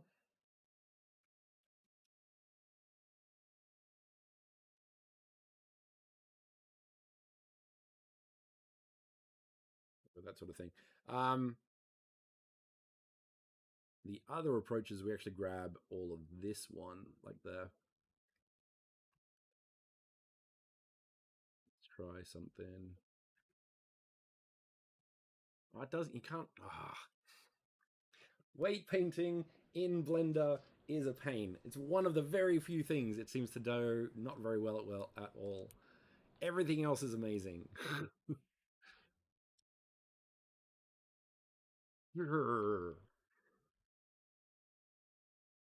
Okay, we're gonna try just brush. We're just gonna paint it. All right. So that said, like because you're not using these masking tools, you can easily select these. So I'm gonna select the root and then start painting that. Once again, it has to be at full weight. Another thing, very, very important. I forgot about this one. Is it advanced? Nope. Symmetry? Nope. Options, here. So go to Tool on the brush, Tool, and Auto Normalize. What this will do is when you're brushing, I don't think it works when you're assigning these manually. When you're brushing, it will automatically make sure that every setting, every brush will make sure that all of the polygons, all of the vertices will equal 1, which is very important for kind of making sure you understand what's going on with these assets, if that makes sense. So that's a super useful tool. What I am going to do though, no, actually we want the torso to be,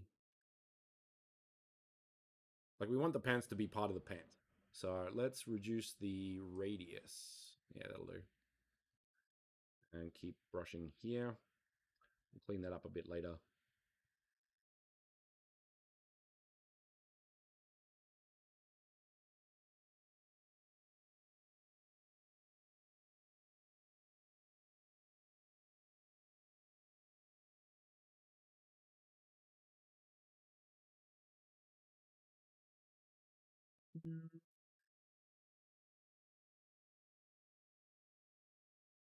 So yeah, I'm still working out the pros and cons of how to brush correctly. Um, and yeah, Blender's approach to it is something. This is messy because the bones are always in front. So let's turn that off for now, I guess. Hang on. Let's go back to object mode, select that, go this one, turn in front off. Actually, let's go wire. That's better.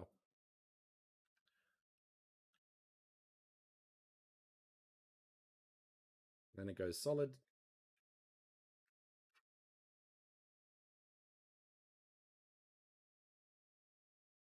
Cool. Mm-hmm.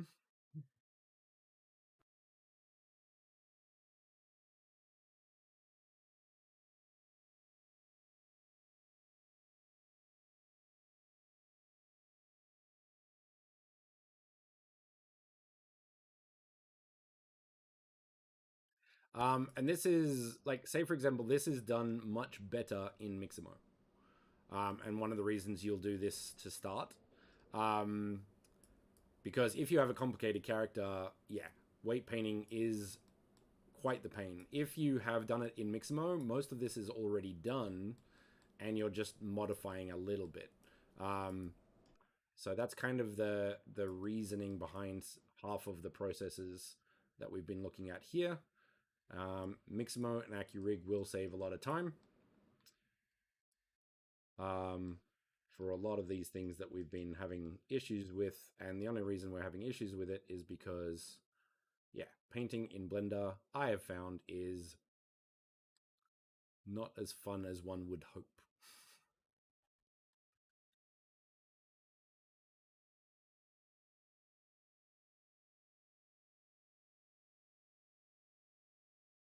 But you do what you can with the tools you have. Let's get the weight down because those need to be 0.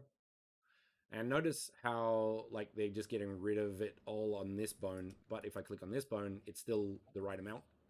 So yeah, that's one of the benefits of auto normalize.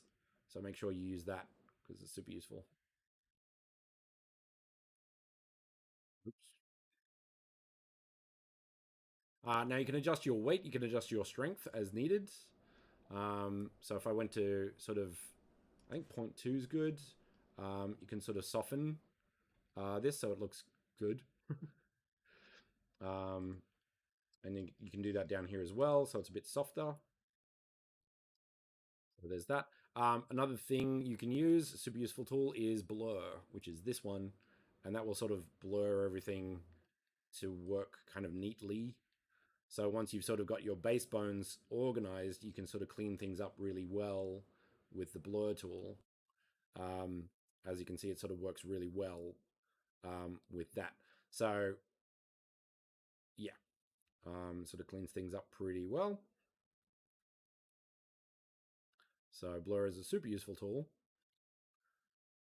when sort of doing those sort of things.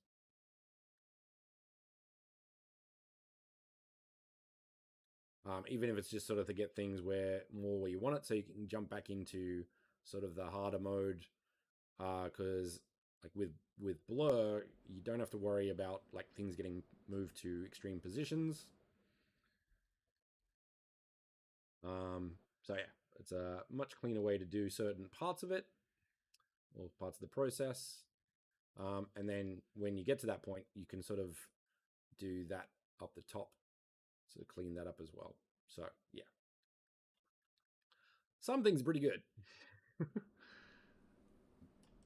Blur tool is great.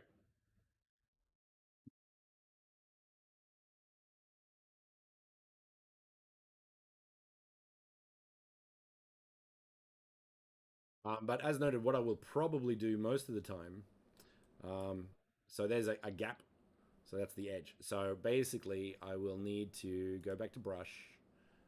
Let's put this strength to full and snap that up like so. And then we can sort of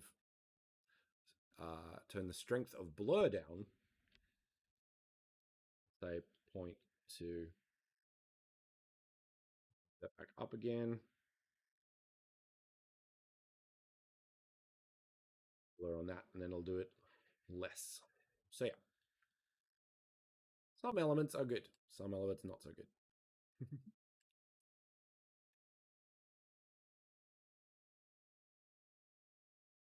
Well, enjoy. What movie are you gonna watch?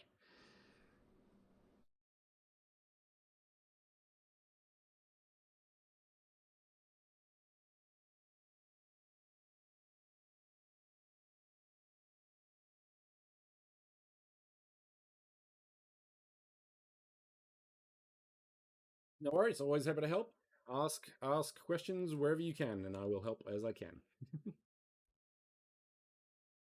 Ooh, that's cool.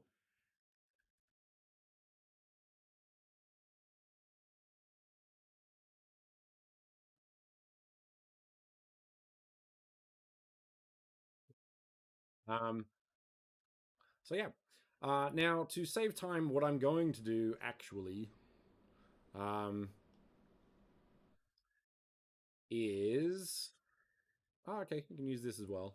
So I was using the more difficult one. So what we have a guide now, which means we can kind of start painting this on a little bit of an easier source. So that's another approach as well. A million ways to do the same thing.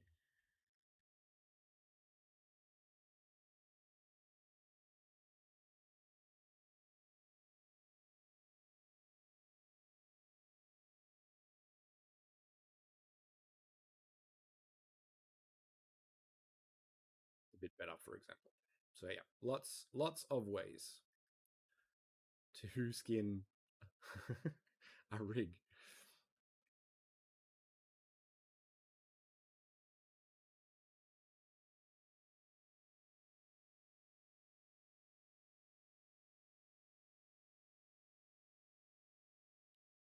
Put that under there.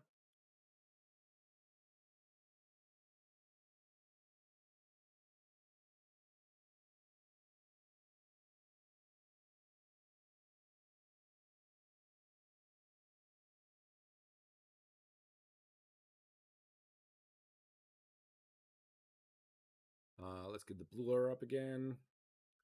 So the radius, the strength up to full, and sort of move that down. So that works well.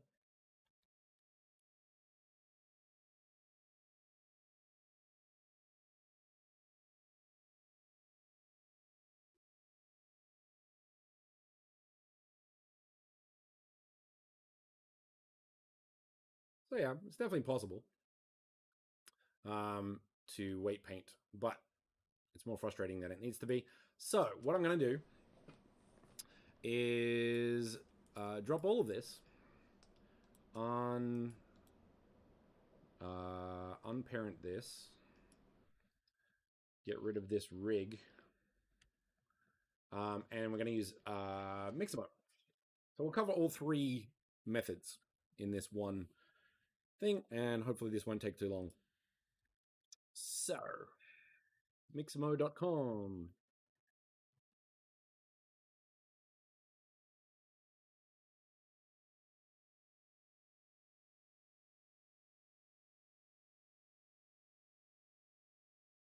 Just signing in, not.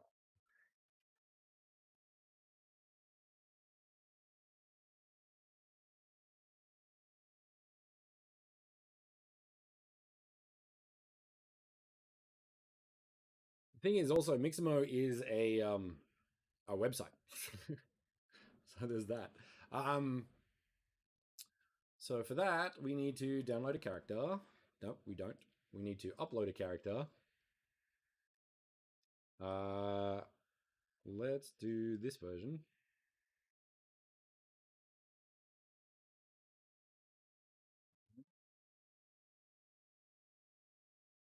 Character.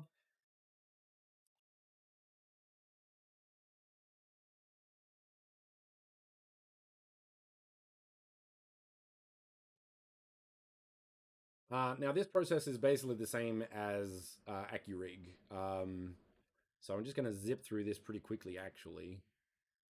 So chin, wrists, elbows, knees. Let's say put them about there. Yep, that works. And groin.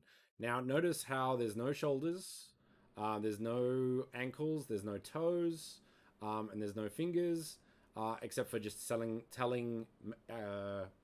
Mixamo that there are fingers. So it will guess more.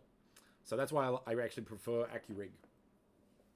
Between the two, when it works. So I'm gonna have to go to and troubleshoot the Unity export because that was glitchy. Everything else worked. It's quite annoying.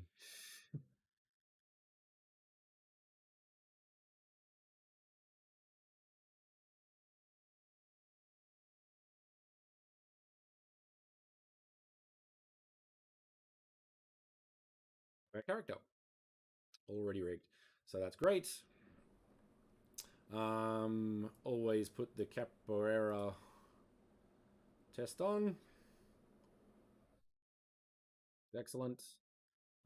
Remove that and then download. That's the one. We want FBX for Unity to make sure that it does the rig that we want. We also want a T-pose. To save a bit of time, go download. Save over the top of the last one.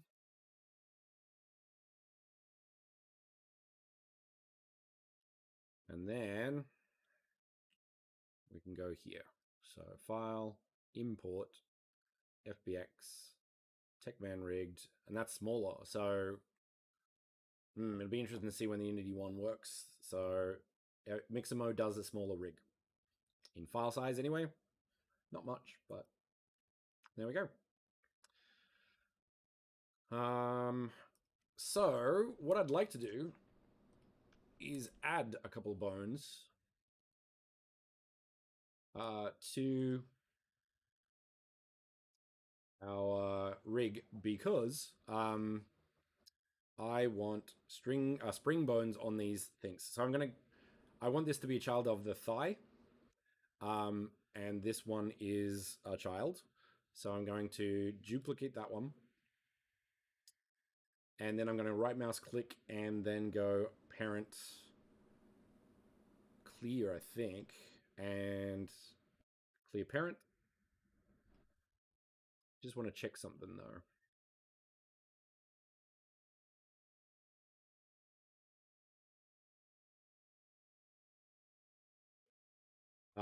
So we want to do that and go parent again.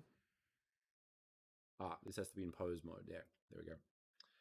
So this one first, shift, this one, parent, make, keep offset. Oh, no, that was okay. It was fine. You didn't need to do that. Okay, so we want that there. And we kind of want it here.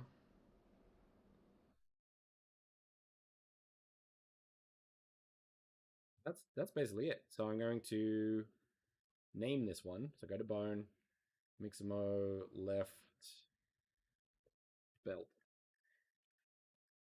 Let's just get rid of the one.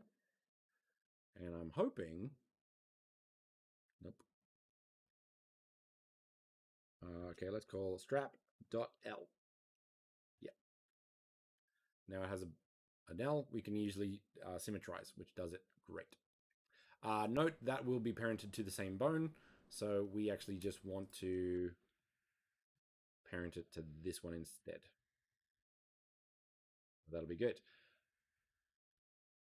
So when I select this and we go to pose, if I rotate the leg, that will work. And if I rotate the leg, that will work.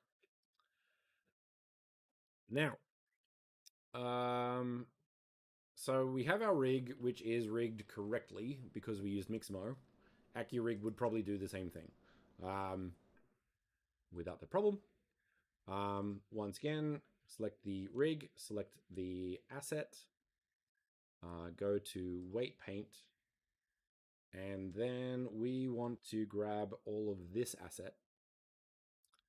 So let's go that one, that one, that one, Control L. We also need the buckle there, Control L. And I'm hoping strength, weight to do that, but the other way.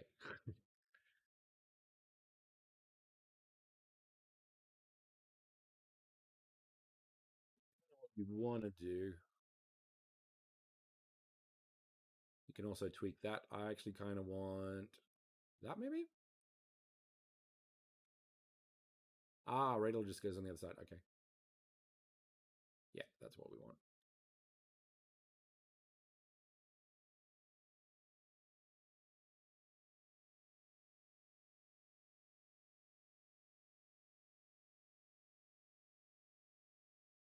So yeah, that's kind of what we want to do.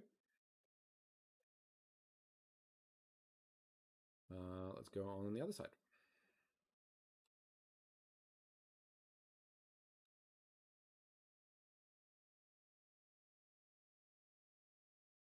Ah, no, we did something wrong. So let's get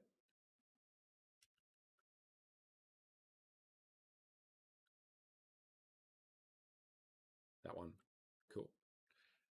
That one, nothing. So make sure that the auto normalize is on. I don't know if this works with gradient, but we'll give it a shot. Purple means there is nothing selected for that bone, which is correct because it's new.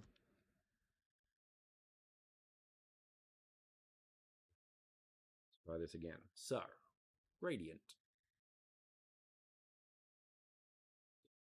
Want those last ones to not, even those ones. Yeah, that's what we want. And let's see if that works well.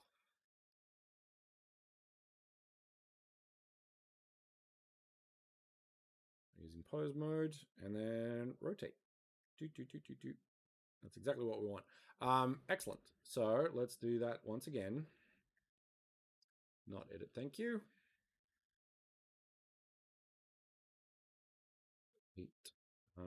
We want this asset, buckle, and nope.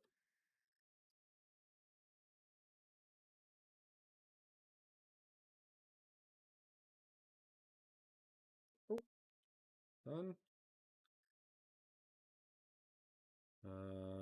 Let's turn that off because I don't think, there we go. Put it back on, that's selected.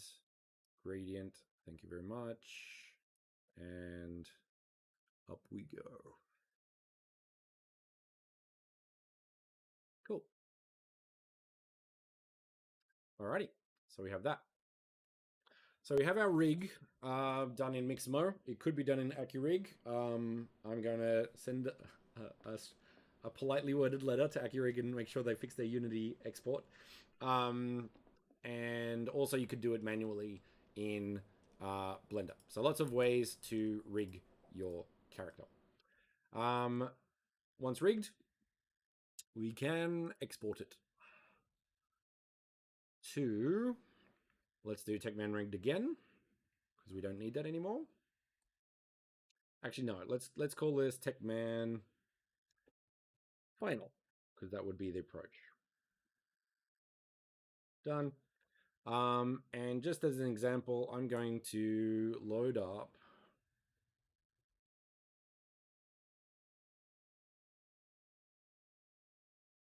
a new space. So let's get rid of that. Don't need that anymore. Let's just, well, no, because I always put it in here and then I forget. So let's go to Mona, tutorials, workshops. Oh, this works. So let's export it here. Let's rename the project VRM tutorial. Cool. We're going to open that to template. Where did I put it? Tutorials, workshops. VRMs and VRMs tutorial. Open. Now, all we're doing here is I want to sort of do a quick example of seeing what it looks like in Unity. Our next workshop is going to be creating the Blender asset. So, sorry, the VRM asset using UniVRM. But I want to see what this looks like in Engine. So we're going to do a quick version of that, and then we're going to call it for today. So that's the plan.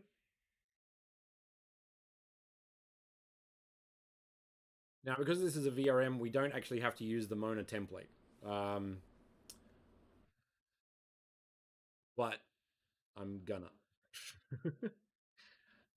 Anyway, just to cover this. So, use load space scenes up the top and remove the untitled scene, and then we have a Mona space if we wanted one.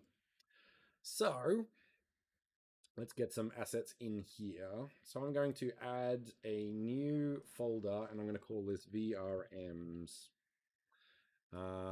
Going to pull up our folder, VRM, Tech Empire.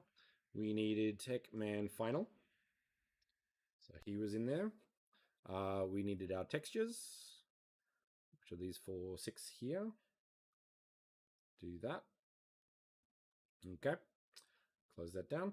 I'm going to keep all of my assets in here. So I'm going to create a new material and call it body. Actually, I'm going to call it Techman body.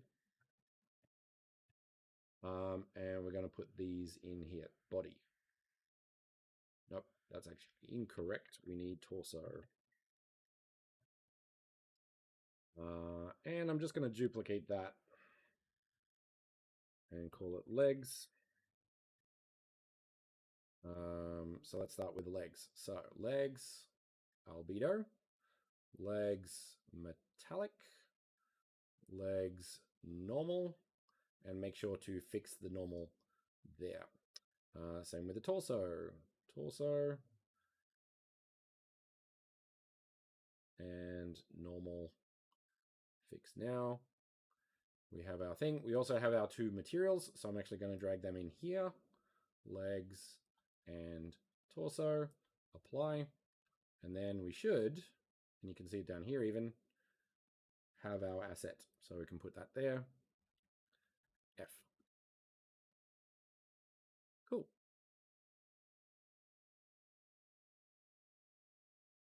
Not sure why the black didn't come up, but that's fine. It is a material issue, I think. Oh no. Yeah, why?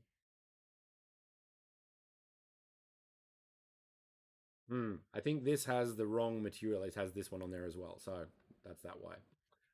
Easy to fix though. Okay, now one thing you can check, which is pretty cool. So if we go to right leg, and then we can animate. And what I want to see, the strap. So we want that sort of like running up and down a bit. So that'll be pretty cool with that. We'll look at Spring Bones in the next workshop, which will be my Friday, everybody else's Thursday night. That event is already up. But basically, we'll be rigging, creating a VRM from this guy. So there we go. So we have our baked asset, we have our rigged asset ready to go. Now, as noted, this is a very quick version. You don't do all of this in 2 hours, especially when you're using 3 different rigging systems, such as Accurig, Blender, and Mixamo. Yeah, every process will have troubleshooting. Some apps will always have issues. For example, the Accurig didn't import very well, whereas the Maya and Blender ones did, but that had too many bones, so there's pros and cons to its approach. So there's a whole process involved with making VRMs, especially when you're using more complicated ones. So hopefully that helped everyone who is watching. We'll wrap it up there, pretty much at 2.5 hours. And yeah, look forward to Friday, Thursday's workshop, and I'll see you then. Happy building.